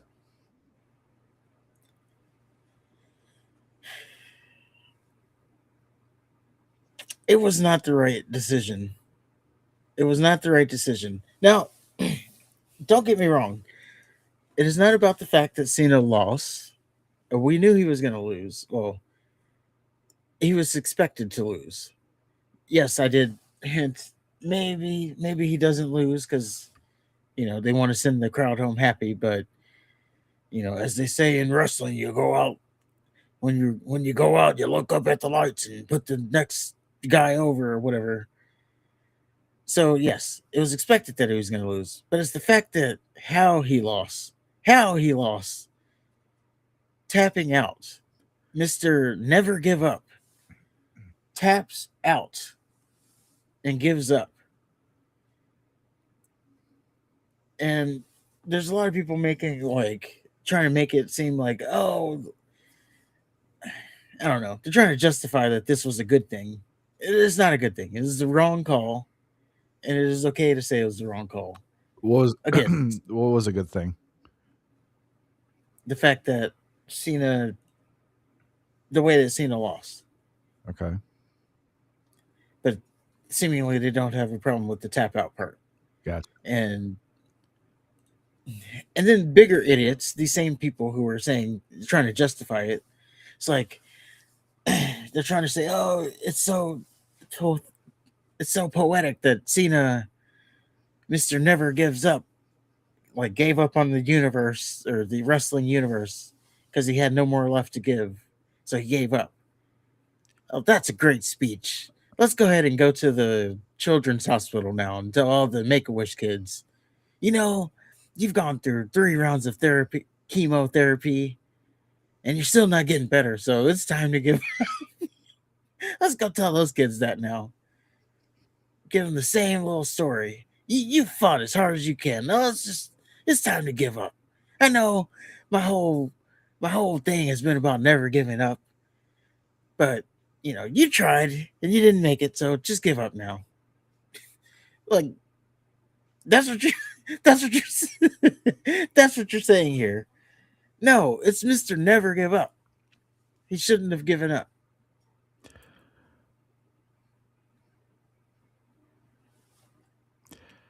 Well, just like the first match for you, I see where they were going with it. Just the problem is the execution.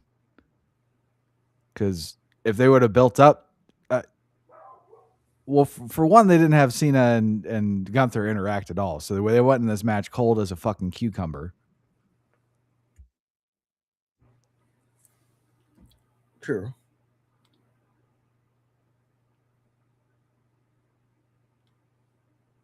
I lost my point. What was I saying? You're saying that you see what they were going for. Oh yeah. So I mean, if they would have had at least even a week of promos between the both of them, I'm never gonna give up. Hustle, loyalty, and respect is forever, and I don't care if it's an up and comer like you, Gunther, or Randy Orton or whoever. Blah blah blah blah. They would have got you emotionally invested in it somehow, but instead they just put them together and Gunther just beat Cena.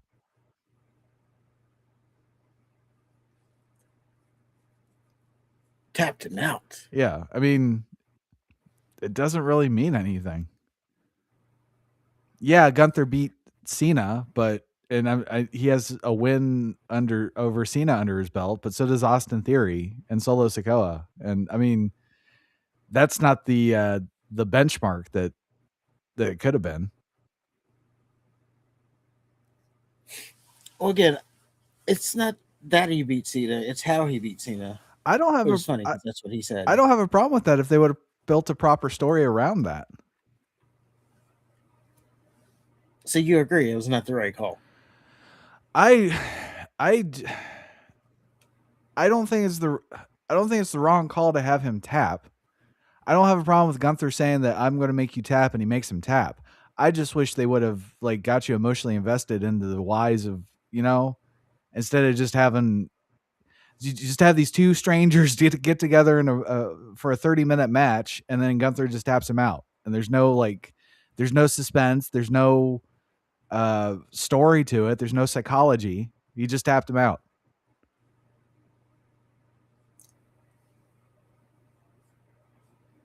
Yeah. if they would have done something with it, if they would have had like a proper fucking feud. If Gunther said to his face, "I'm going to tap you out," and Cena said, "No, you're fucking not, young man. This might be my last dance, but I'm going to go out fucking swinging." Well,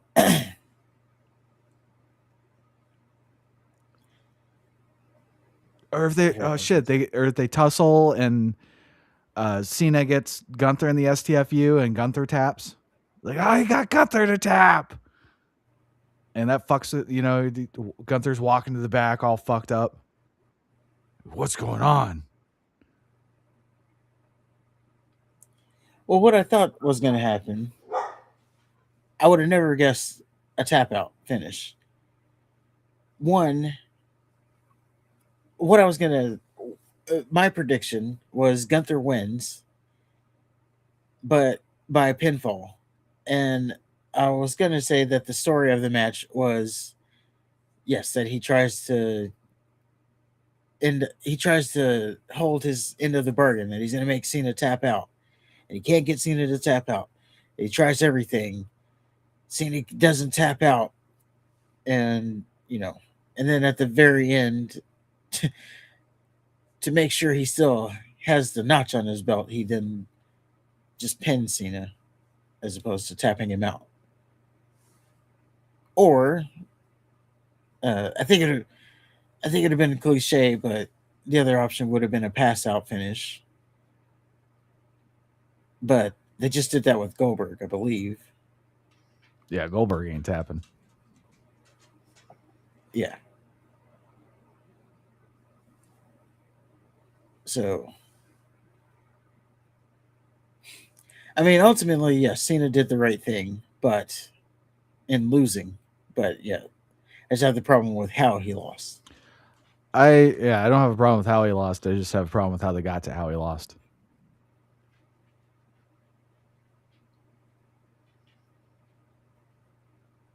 That's fair. But all in all, we agree that it was not the right finish. And we do have, I guess this is kind of a transition into the stories, as we'll put these in here so that it'll be easier on the edit. So we're going to be kind of out of order here, but that's okay. All right. Hold on. Let me do my little close. So, that's Saturday night's main event and the end of C Nation. Next week is ECW November to Remember 1997, which I actually started watching until I realized Saturday night's main event was today. Main event is Bam Bam Bigelow versus Shane Douglas for the ECW World Heavyweight title. Okay.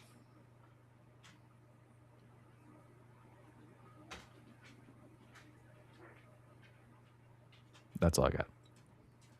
Has he even been there? Who? I'm trying to think. Have we seen Bam Bam? Wait, yeah, he just killed Spike Dudley. Yeah, he threw him into the crowd. Okay.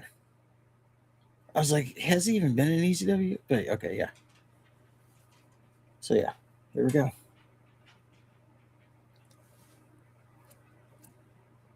I guess on that note, I should say,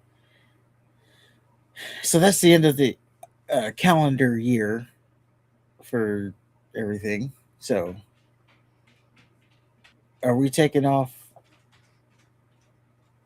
2 weeks or just 1 week? Like the week after Christmas, or are we taking off? Because, yeah, we got what? Next week will be Christmas. Mm-hmm. So you're taking Christmas off? You're taking next week off? Are we? Oh, I guess. Wait. No, we got 2 weeks till Christmas. So we do the show next week, and then the week after that will be Christmas. We take that week off. Okay. And then come back on the new year. Yeah, we usually take 1 week at the end of because WWE also takes the week off, and they do like video packages on Monday Night Raw and SmackDown. Gotcha. So there's no sense in even doing a review on those. So yeah, I don't blame you there. Yeah, well, whatever. Do you know what week that is? well, they usually do it. So yeah, Christmas is next week. So it'd be like the 29th through the the second. Okay, I know the second is going to be a live show, so it would be next week. So the 22nd that Raw, and then the 26th that SmackDown. Mm-hmm. Probably those will be like recap shows or something. Okay. The second, that's they're moving to 3 hours on that SmackDown. Oh God. So I know that one's going to be live. And then the 5th, that one is the big Netflix Raw. Yeah. That they're building with the title match. So yeah, if I had to guess, next week it's going to be some crap ass shows. As opposed to what have we been getting? As opposed, I mean, like recap shows. I see. Like not even anything to even watch. Like literally, and yes, I know, but I'm just saying, like, really not watching. Well, I'm sure we'll talk about it later. All right. But on that note, yes, we do talk about some stories. So I wanted to throw in. So we have some reactions to John Cena's final match. I want to throw in some of those reactions here, and I did it. Just a second. I was just kind of throwing clips around, so I think it's that clip 1.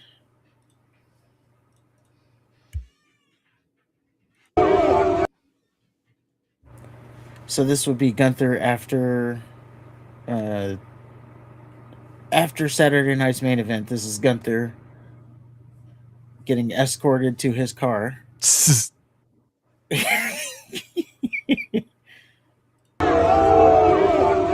you!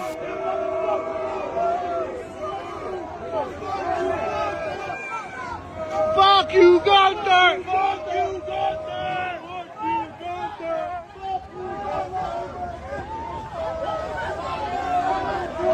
Fuck you, Gunther! Fuck at it! Fuck you, Gunther! Fuck you, Gunther! You suck, Gunther! No, good. So yes, he had to have a police escort seemingly to his vehicle. You probably would have that escort either way. Don't you be calling him a bitch now. I'm not saying that. I'm just saying he had to have extra security because people were going to be big mad over what happened. And again, they should have. I'm going to say I still don't think it was the right call. The fact that Cena tapped out, I went into it. Like, all he stood for, and then you have him tap out. The never give up was a lie. Only you never give up unless it's too hard, and then you give up. Unless you run into the ring and get her out. Yes. And on that note, it seems like, yes, he is going to get he has some big heat right now. Are they going to be able to push that forward is going to be the question. Like, Triple H may have ruined his career with his shitty ass booking. They could be able to overcome it. Yeah, I mean, it all depends on fucking WWE and what they do with him. Well, right now he's the most hated man in wrestling. Well, Also, I had talked about this earlier. So, as soon as the match was over, Michael Cole said, sorry, hold on. Okay. As soon as the match was over, Michael Cole said, "Pro wrestling just destroyed sports entertainment," is what he said. good. And then on the post show, Triple H talked about how this was the beginning of a new era. So I'm kind of thinking that maybe this is like a switch. Also, with how this night went, it seems like they're kind of switching to more of a wrestling base. I mean, they kind of already are, but I don't know. It seems like they're switching more to wrestling based. The company's changing, and John Cena was the last of what was good about professional wrestling. Now we're just gonna get those graps, get those 5-star graps going.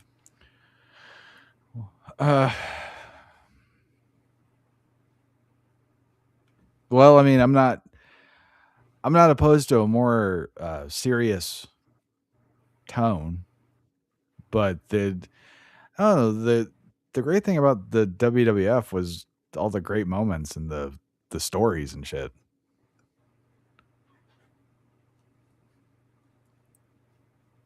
that led to the good matches.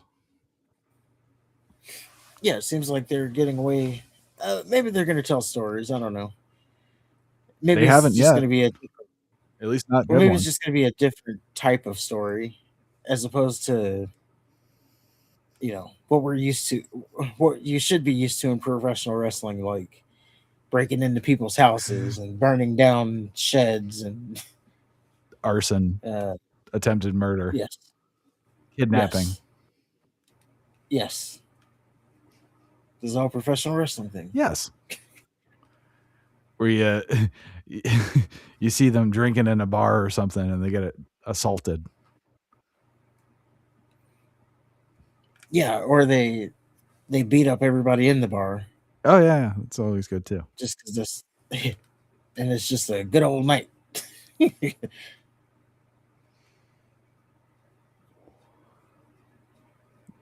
need Vince back. That was chanted at Triple H. I was trying to find it, but I can't find it. But yes, that was chanted. We want Vince back. So number 2 hated man right now, behind Gunther, is Triple H. As I'm sure it's going to be soon, it's going to get overtaken, and Triple H will be more hated than Gunther, as he's the one with the pin. Like, is it really Gunther's fault? No, he did what he was supposed to do. Mm-hmm. So the anger is then going to turn towards Triple H. Yeah, I don't understand why they're mad at Gunther.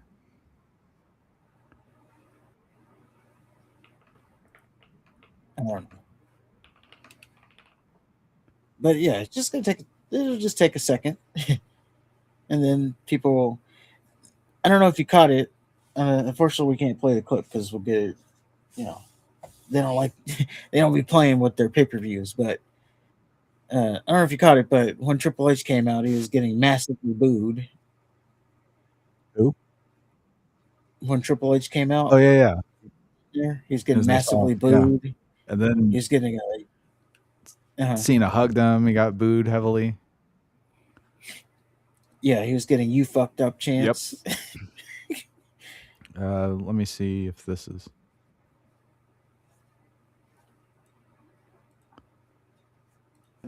Because the match was such an emotional roller coaster. I don't know if you can hear it. Almost all of John Cena's matches for the 23 years he was here in WWE, and each and every time there was always big match John. As They're supposed to be saying we want Vince.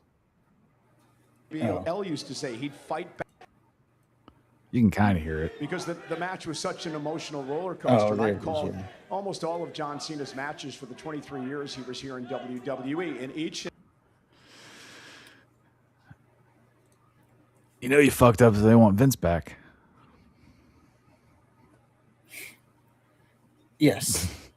But all in all, once this, I mean, if you think about it on the big picture, yes, they, right now, another thing is they had Tony Khan trending on Twitter, and it wasn't, they also had Collision tonight, but it wasn't for Collision. It was for actually Tony Khan being a better booker than Triple H, and he did so much better with Sting than Triple H did with John Cena. John Cena didn't lose. I'm sorry, Sting didn't lose on his way out like John Cena did. Oh, I don't have a problem with that. He did have a better send off, though. That's for sure. He did, and yeah. Again, I don't have a problem with the losing part. It's the how, and yours is the why. So we're covered everywhere. Yeah. It left a bad taste in all of our mouths.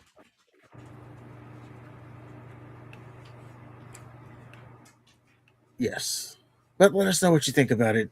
Was it the right call to have Cena tap out to Gunther? And I don't know, if they follow it up with something, they can turn it into something good. I have a couple non-clips to go over. It's not really clips, it's just more of mentions. But the Gaming Awards was this weekend, and they debuted the trailer, the initial trailer for Street Fighter, and we got the character models of both Roman Reigns and Cody Rhodes. Roman Reigns is playing Akuma, and Cody Rhodes is playing Guile. And we've got the models for them, so that's like the next two there.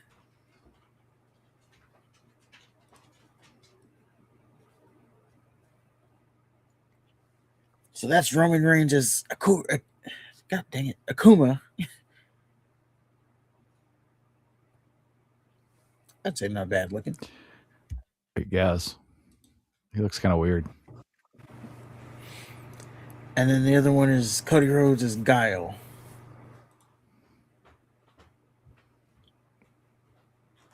Ugh. They both look weird. They kind of all look weird, if I'm being honest. They just don't look right. Well, there's mixed reviews about the trailer itself. I guess they leaned more comedy, and people are upset about that. Oh, of course they did.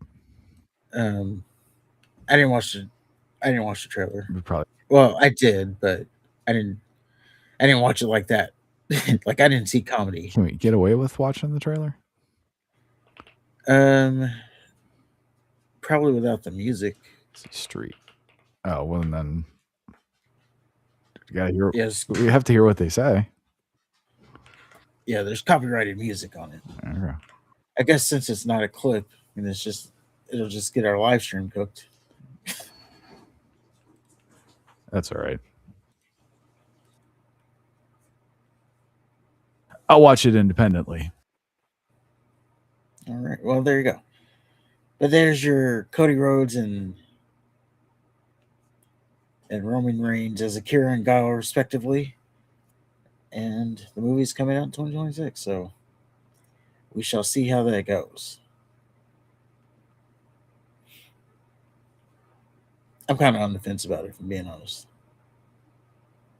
I know I'm not going to theaters to watch it. That's for sure. You're on the fence about the movie? Yeah. Like, if it's going to be decent or not. Oh, it's going to suck ass. What are you talking about? But, yeah, I'm definitely not going to theaters to watch it. It's going to be a piece of shit. Jean-Claude Van Damme's not in it, first of all.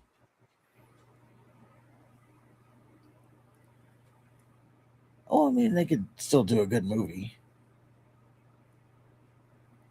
I saw there was a part where they're beating up I don't know what the story of Street Fighter is, really. Bison's trying to take over the world. Guile. Stop him.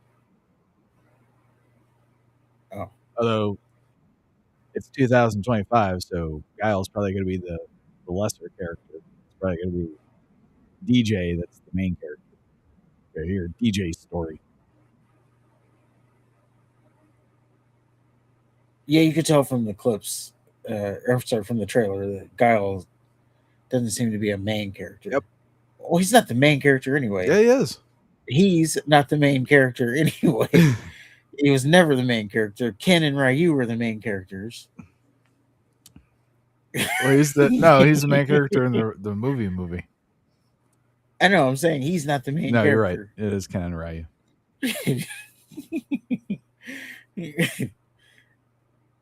That's fair. It's actually Ken, Ryu, and like Sagat.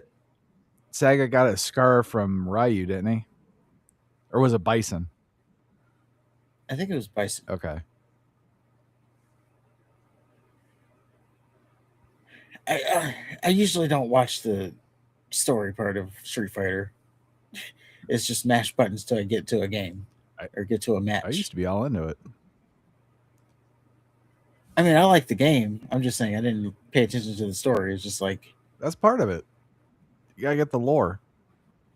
I knew Ken and Ryu hated each other. I knew Sagat and Vega were like the henchmen for Mr. Bison, like the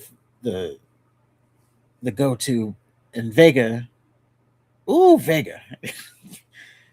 You didn't want to mess with him, especially, yeah, in Street Fighter 2 when he had that damn fence, and then at the end of the match, like every 2 seconds he was jumping back on that fence. You pretty much had to beat him off of him flying off the fence. Yeah. A little luck and skill. Yeah. And I remember Sagat brought me to tears because he was so hard. Man, it was either Kentaro from Mortal Kombat 2 or Shao Kahn that like made me lose my shit. I know it's Mortal Kombat 2. Like you'd breeze past all those motherfuckers, and then you get to Kentaro and Shao Kahn, and then the game got impossible. Yeah. And was he the tiger Goro looking thing? Yeah, he was the second one, and then the third one had Shiva, which was the girl, and then she was even worse. The centaur, which is pretty easy. Yeah. Yeah, always for those games, for me, it was like the second boss was the hardest. You get past him, then the final boss is... No, Shao Kahn's bitch ass would do that shoulder tackle shit that you couldn't block. And he would say, "You will die." Like, he would stop and talk shit. Fucking asshole. He'd stop and talk shit after beating your ass. Like, there's nothing you can do. He does little shadow shoulder tackles and some other shadow shit. There's nothing. He have his little hammer. Oh, and the one they had the combos. That used to get me so pissed off.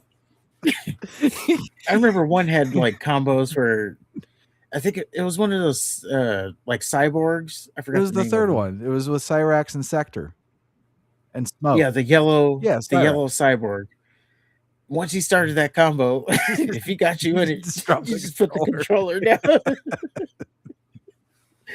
And you just get pissed off with each hit. Just increasingly more pissed off. Like, motherfucker. I was like, why would they put a combo you can't even get out of in the game? Yeah. So frustrating, that guy. Yeah.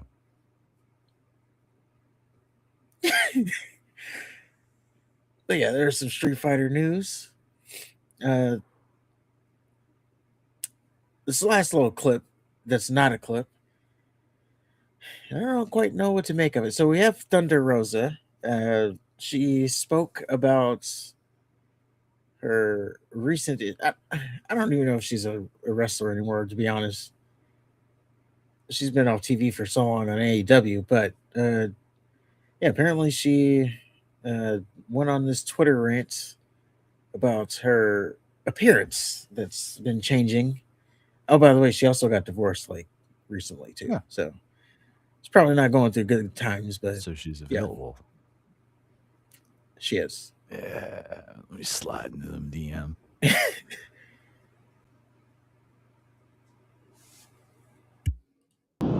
I hope you're liking this. Getting ready with me.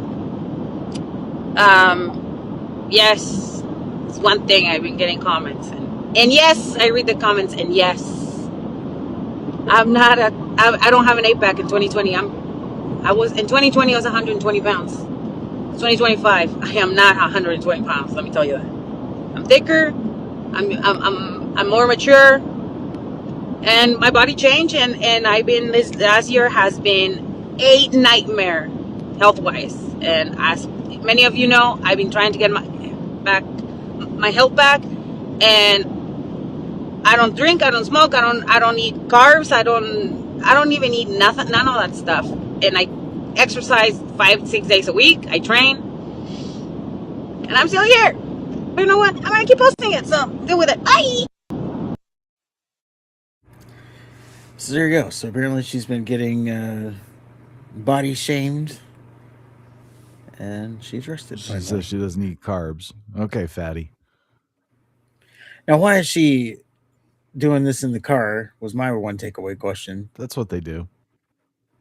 Like, it almost seems like that was a live stream that's clipped from a live stream. So, like, why are you driving? What she said was get ready with her. So that usually means they do makeup when they live stream.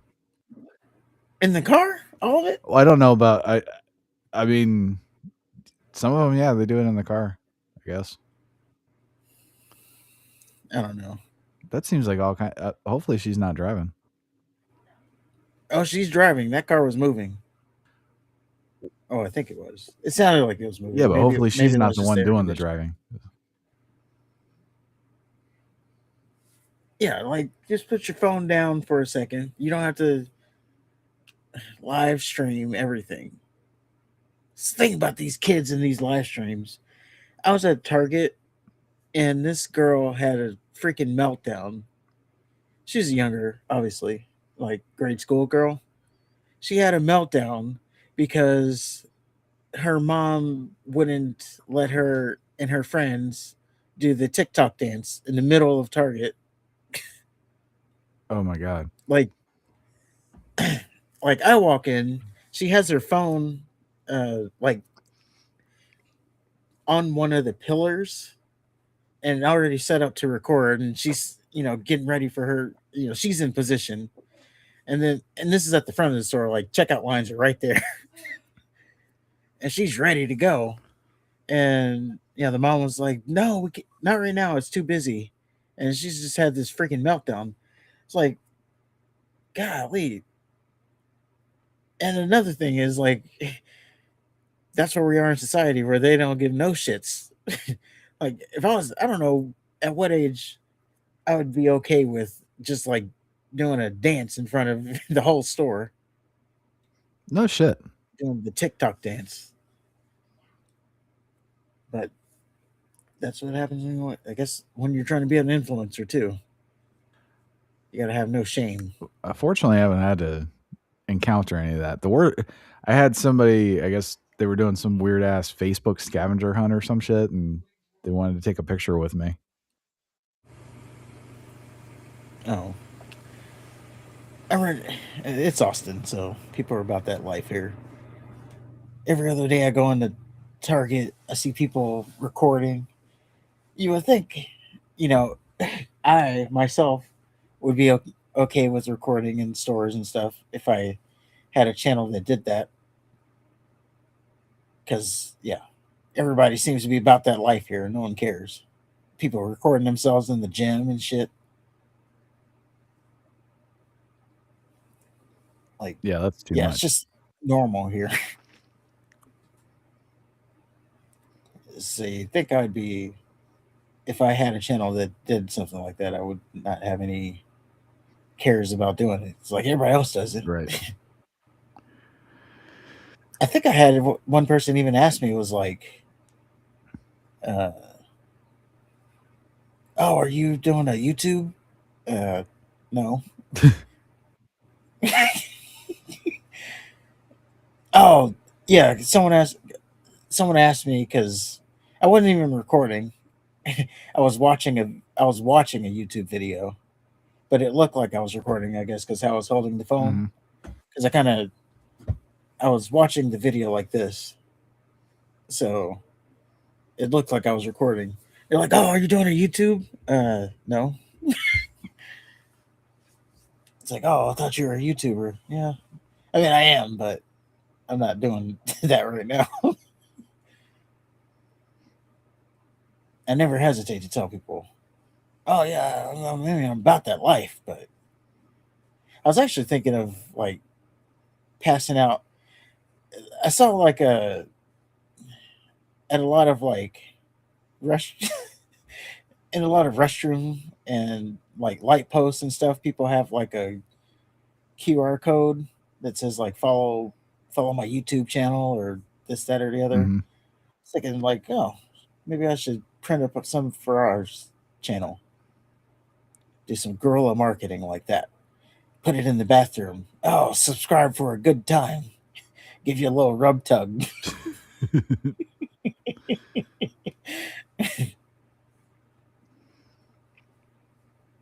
Then people will come here just to shit on us. Sorry, your QR code. One person, faggot. I think if we got one person that came in and said, "I saw your QR code," then that would have mean it was worth it. That's fair. Doesn't matter what they say after that. Doesn't matter what they call us. No, if they said, "Hey, I saw your QR code," got him. Worked. Don't need to read anything else. Yeah. Stop talking. And also, there's people who put like the QR codes on their, not QR codes, but they put like their handles on their car. I think maybe I would do that too, like decal stickers. Oh my god! Of, hey, I drive around all day. Why? Like the It would Wonder just be Years. smart marketing. Like what? The Wonder Years. Oh, I don't know. You never watched the Wonder Years? No. Oh. Okay. But yeah, it's smart marketing. I mean, I drive around all day. How many eyes would that get us? And again, if just one person, "Hey, I saw your," oh, it worked. Anyway, let's get into the clips here. So we have the one clip. So we only have 2 clips left. That's good. Yeah. And the second clip we are going to talk about is one. Sorry, lost my page here. Let's go Logan Paul first. So Logan Paul, he was on his Impulsive podcast, and he went into what may have happened. Now, he says himself that this isn't like inside information, but he went into what may have happened with with Travis Scott. So let's play it, and then it's what is actually not said that I take away from it. Is that Joe Budden? It is. Oh, wow. Talking about Travis Scott. What the fuck is he doing on a wrestling? I didn't know Joe Budden knew wrestling. He doesn't. Is that why he has that confused? I think he uploaded a clip like a couple weeks ago. He was invited to like a wrestling show. Yeah, he talked about it a couple weeks ago. He was invited to a wrestling show, and like he just said, like the 2 people that stuck out were like, I think he said Punk and LA Knight. But he wasn't. That was the only exposure to wrestling he's had. Yeah, that's fair. I think I know what happened without being told what happened, but can kind of read between the lines of what was going on. Ooh, what can you say? I can say whatever I want. I want to say this is my. You're the fuck, that's success. See? Yeah. Just that fast. Here's what I think happened. He ain't gonna. He can. He's Come not on, gonna. Come dude. on, I'm gonna. Here's what I think happened. And I like Trev. I like Trev. We had a moment like years ago before he came in the WWE where we were at a club and we like shared a bottle together. It was and we were like kind of looking at each other like a little bit like At 11. Like Loki, yeah, we like kind of fell in love in that moment. It was weird. Okay. Yeah. Okay. I'll never forget it. Anyways. The fuck, dude. Anyways, I was very excited, obviously, for him to enter the WWE, and we were supposed to team up with one other person. It was supposed to be a 3-on-3. Okay. And the day that it was supposed to be announced, he didn't show up. And I think what happened is, my guess is, he probably realized at some point that it's really physically demanding, really hard, It's a lot of work. Quite a and a commitment. lot of work. It's probably too much commitment for someone who is a rock star of his caliber. Yeah. Like Bad Bunny loves it and like put in the time and like became a good wrestler. Wrestling is a lot about navigating pain. It all really hurts, and some things hurt less, but it all hurts. And so I think a lot of people think that the mat is like bouncy and soft. Like I certainly thought that before I got in WWE. And the first time I touched the canvas, I was like, when did they bring in the trampoline mat? And like, no. I'll go, okay, but what about the prop chairs? No. There's no prop chairs. And I'm not saying this. This is real. Like it hurts. And I think at some point Travis probably realized it's pretty hard. I would like to see him make a real run at it. You got it. But yeah, I think that's what happened. Okay. I could say that. I think. That was safe. He said it. He said it. That's what I think. So no artists that break through to you that are currently. I'm sure there's a bunch that are in break through. that- I'm not keeping up with it. I'm listening to Wale, who just dropped. And So there you go. Nobody cares about Wale. Wale mania. So there you go. Basically, what he was saying, what I picked up, Is the same thing everybody else has been saying. yeah. Basically, what I picked up was Travis Scott is soft. He started getting bumps. He's a bit. Yeah, he started taking bumps, and he was like, this ain't for me. I'm Travis Scott, damn it. Seems like that's what he was kind of getting at. Well, he wouldn't be the first. I just think it seems like the way he exited seemed to rub people the wrong way. Yeah, I don't know if you picked that up. He said that he just didn't show up. No-showed. But here we are. So here we are. Travis Scott was supposed to, WWE was pissed that he wasn't taking it serious or whatever. But it was him that just no-showed them. So they were still going to go through with whatever they were going through. I'm trying to remember who would have been the third. I guess it would have been John Cena as Maybe. the third. So it was never going to be The Rock then. No, of course not. So Rock was God. Yeah, Rock ruined it, and Triple H ruined it further. Yeah, so Travis Scott, Logan. I mean, I don't know if that would have been. Maybe it was just for the better that match didn't go through. Oh yeah, we're all better having not watched Travis Scott wrestle a single match.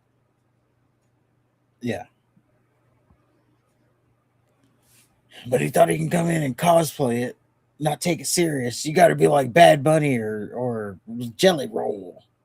Jelly Roll take it serious. Apparently, he was an asshole too. I'm sure. He is Travis Scott after all. So he's used to, being treated a certain way. Which outside of one song, I don't know why he's such a popular act. I don't even. What song does he do? I know Sicko Mode. Oh, that's right. But yeah, outside of that, I don't know why he's such a popular thing. But I'm also just like Joey Button said, I'm also kind of out of the game. I listen to the old stuff still. Like if you look at my Spotify Wrapped, it's all old stuff. My stuff is eclectic. Well, that's good. I can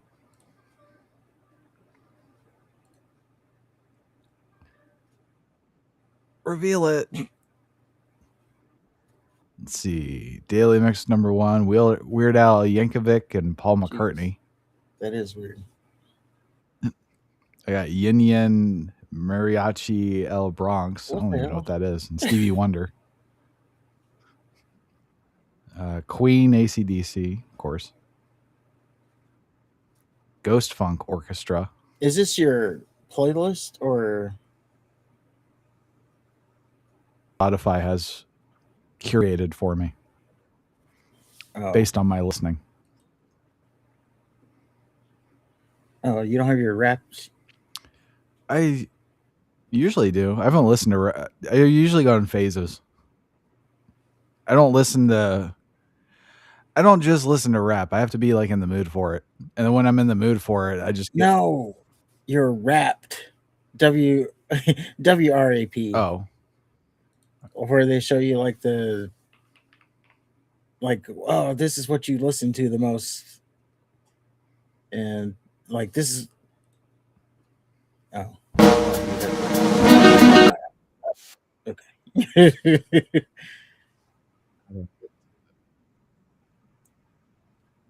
I don't know how to find mine either.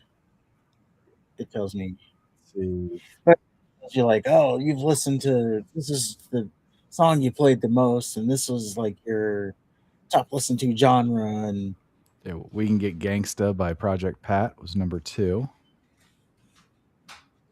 Aw Shit by Bone Thugs. Got some Beatles. Some more Project Pat. A lot of Project Pat. Yeah. There you go. Doechii.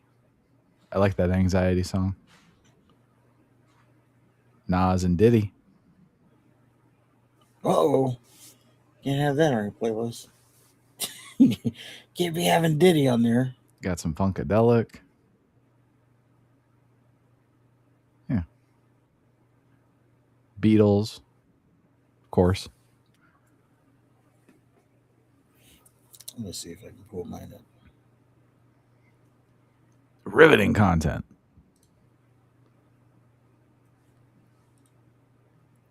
I didn't even check the chat. How many we got in here? We had one for a minute, and then they left. Oh. Something you said. I'm sure of it. Actually, I'm not going to check mine because that's the end of the story. We're just going to jump into the next story. That's fair. And the next story is, I don't even know if we had a proper close on that one, but that's okay. You'll figure it out. Yeah, I usually do. The next story, and also no one watches that deep. Although that one person watched 8 minutes apparently before they tapped out. But our final story, we have Booker T. He claps back at David Otunga. So it was a story we covered last week. David Otunga, he a week before John Cena retired, got all this courage and came forward with the story about John Cena bullying him and this, that, and the other. So Booker T was asked about it. This is why it's brought up. He was asked about it in super chat form, but let's take a listen at what Booker T says about the whole thing. It's at the hour. It's like the last bit of it, so like hour 20. I thought it was at that. My bad.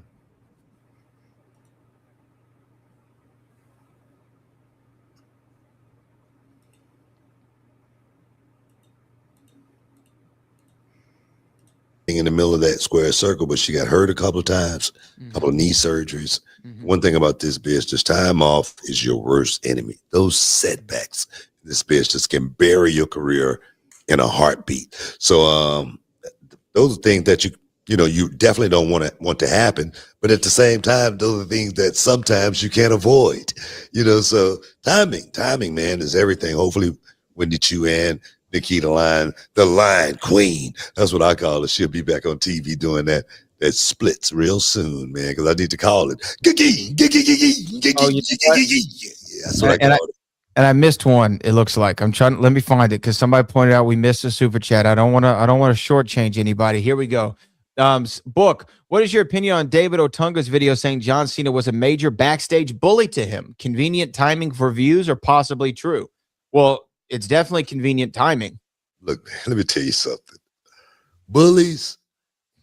I've dealt with bullies before. You know what I mean? And my thing is, when I hear these guys talk about being bullied, when I hear a grown man talk about being bullied, he's a punk ass.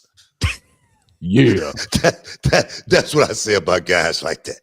I'm serious. Because I've never been bullied.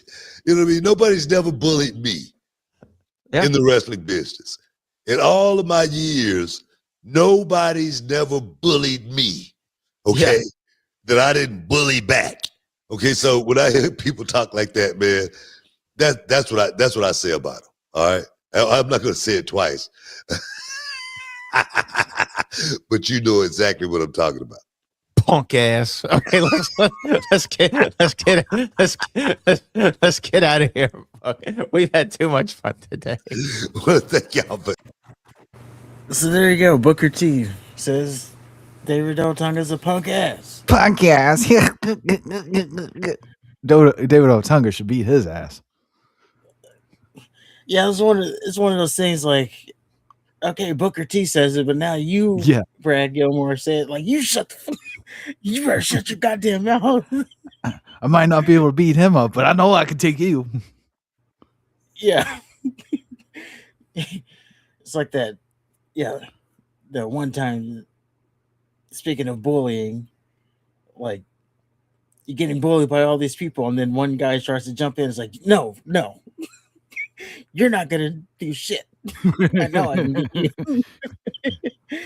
Like, you just take it until that one person, no. Yeah, I know I can get you. I'll be goddamned.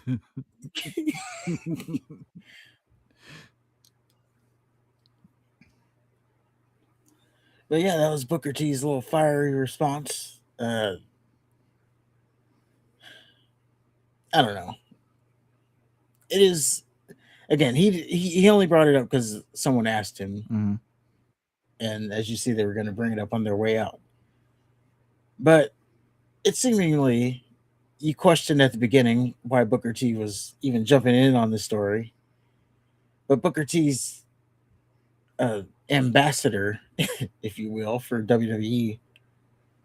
So he's always that guy that's like, anytime there's negative publicity, he's always there to spin it positively. Right.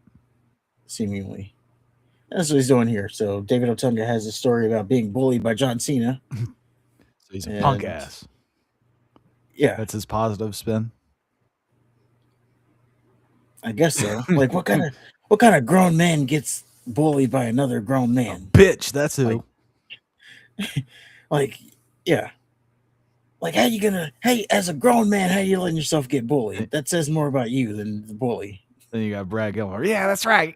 He's a bitch. You don't talk about pussy. I can take it.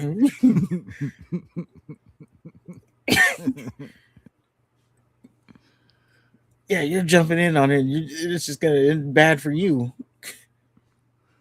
Him and his little mustache thing going on. I'm more worried about the hair. It is nice hair. It does look quick to get messed smooth, but it's like all coiffy and shit. It's like, come on.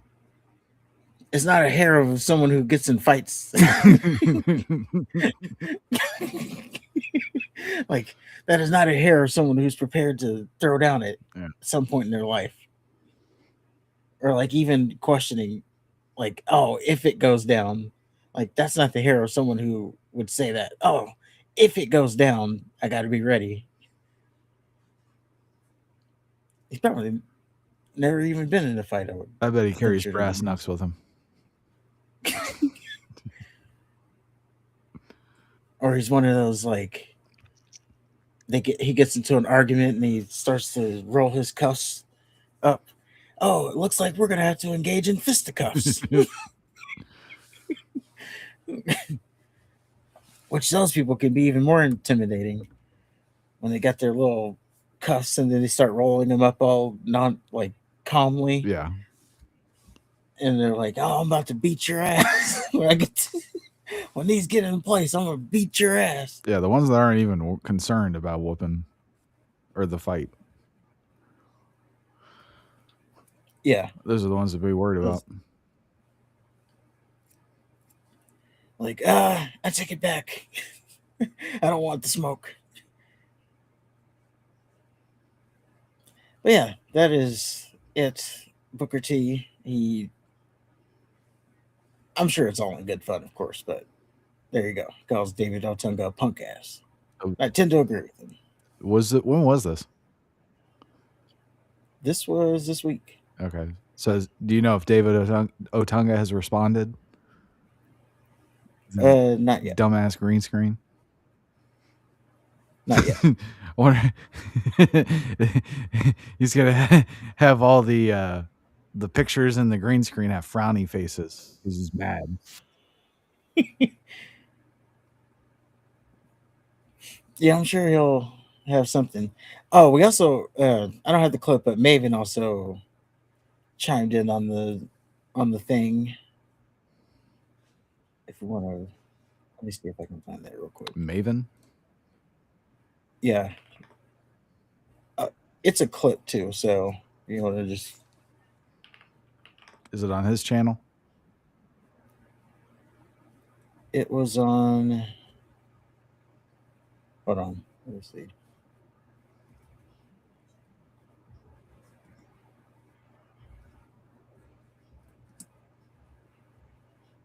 I saw it earlier, but I didn't get to.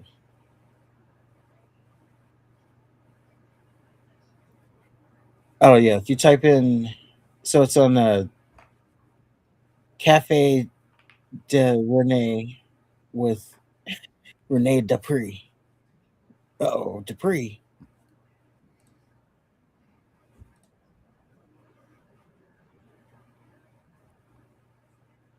Is it the one with John Cena? Or I'm sorry, Stevie Richards and Maven? Yes. It's 11 minutes. Do you know? It's just the beginning part. There's a question just came up that I wanted to discuss with both of you. Did you guys see this? That David Otunga saying John Cena was a major backstage bully to him. Hold on. Okay, my experience was John was always good. Why does he have his hat like that? This is 80-year-old. Why does he have his hat like that? It's a snapback hat, or it's a dad hat too. Yes. I hope it was for a bit, and he doesn't just like. That's how he wears his hat. Maybe it is. Like, what are you going to the high school? Hey, kids. That's how he goes grocery shopping. Like, yeah. Looking like a pedo. Can you imagine standing behind that in Starbucks line? You know, if I did, I would probably say, "Oh, that guy's too cool for me." I see those older guys, and it's like, man, that guy's so cool. Now, is he actually cooler? I don't know, but anyway, yeah.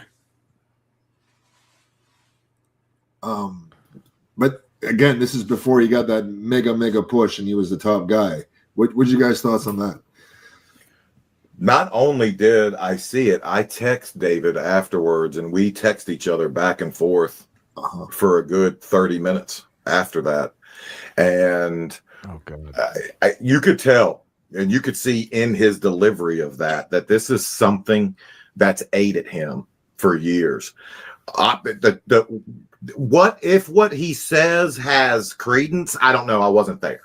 Right. But he talked more about the Alex Riley, the Kevin Kiley incident. Yeah. He talked to, I mean, there's just a lot that, you know, it just doesn't sit well with him. So I never met the guy, but he's an attorney by trade, right? He's a lawyer. He's a very impressive, very intelligent.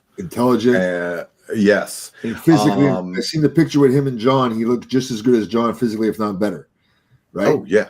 And you could just tell there's animosity, there's bad blood. Now, could that bad blood be, you know, he got a bigger push than me? I don't know. Like I said, I wasn't there, but texting back and forth. I'll give you the book report version of what we talked about. Okay. He's held in his truth for so many years, and now his truth, he's done with that. He's at that stage. He's at the Maven and Stevie stage of WWE where he's not looking for anything from them. Right. And now he's, I don't know if he's on scorched earth mode, but he's done. He's not protecting their image anymore. Wow. And that's what I took from my. So yeah, that's Maven's.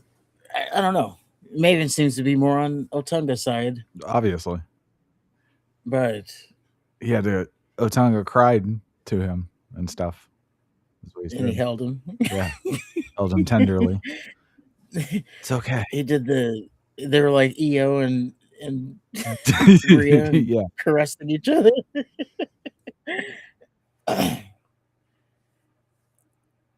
But yeah, even at the end there, he's like, you know, he went score. He's, you know, he's just at that moment where he just doesn't give a crap anymore. But I always go back to the timing of it all. Like, you do this right before Cena's about to retire. It's just weird. Like, you've held this in so long, and now it's just like, now is the time that I can't take it anymore. Right. But as that one comment said, it's just clout chasing, as the kids would call it. I mean, both can be true, I guess. It could be something that's been eating him up, and could be the right, you know, an opportunistic time to do it. Yeah. Well, I'm not saying he's lying. I'm just saying he's a punk ass. I'm just saying you bring this up now, like, yeah, just the timing of when you bring it up. It's like I don't know if I want to go here. I want to go here. You know, victims, and then they wait, and then, you know, usually it's like when the money runs out, then they confess. Okay, here we go. This is a good way to shoehorn this in, like the Shannon or Sharon Moore, whoever, the guy at Michigan, right? So I listened to his little court thing, and apparently this thing had been going on for years, and now, you know, she broke it off, and now it comes to light. But, you know, it took her 2 years to get a conscience about it. I don't know. This is weird timing. Clearly. Because there's also reports that he was paying her hush money, and then that kind of ran dry, that hush money. And then now she has a conscience about it all. So, well, good on her. It's all about timing. Good on her for seeing the light. Yeah. But yeah, that's how I shoehorn that in. But I think that is all I got.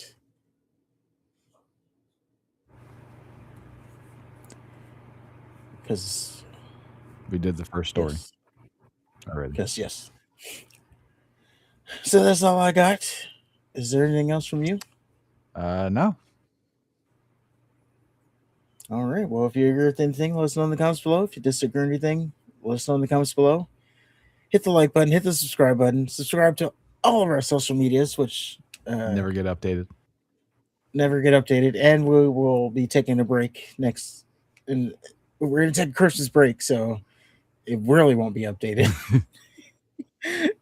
But outside of that, we will be back. We're gonna come back next year stronger. I always say that, but that's the new year, new me thing. Yep. Of course. But on that note, survey says one more for the good guys.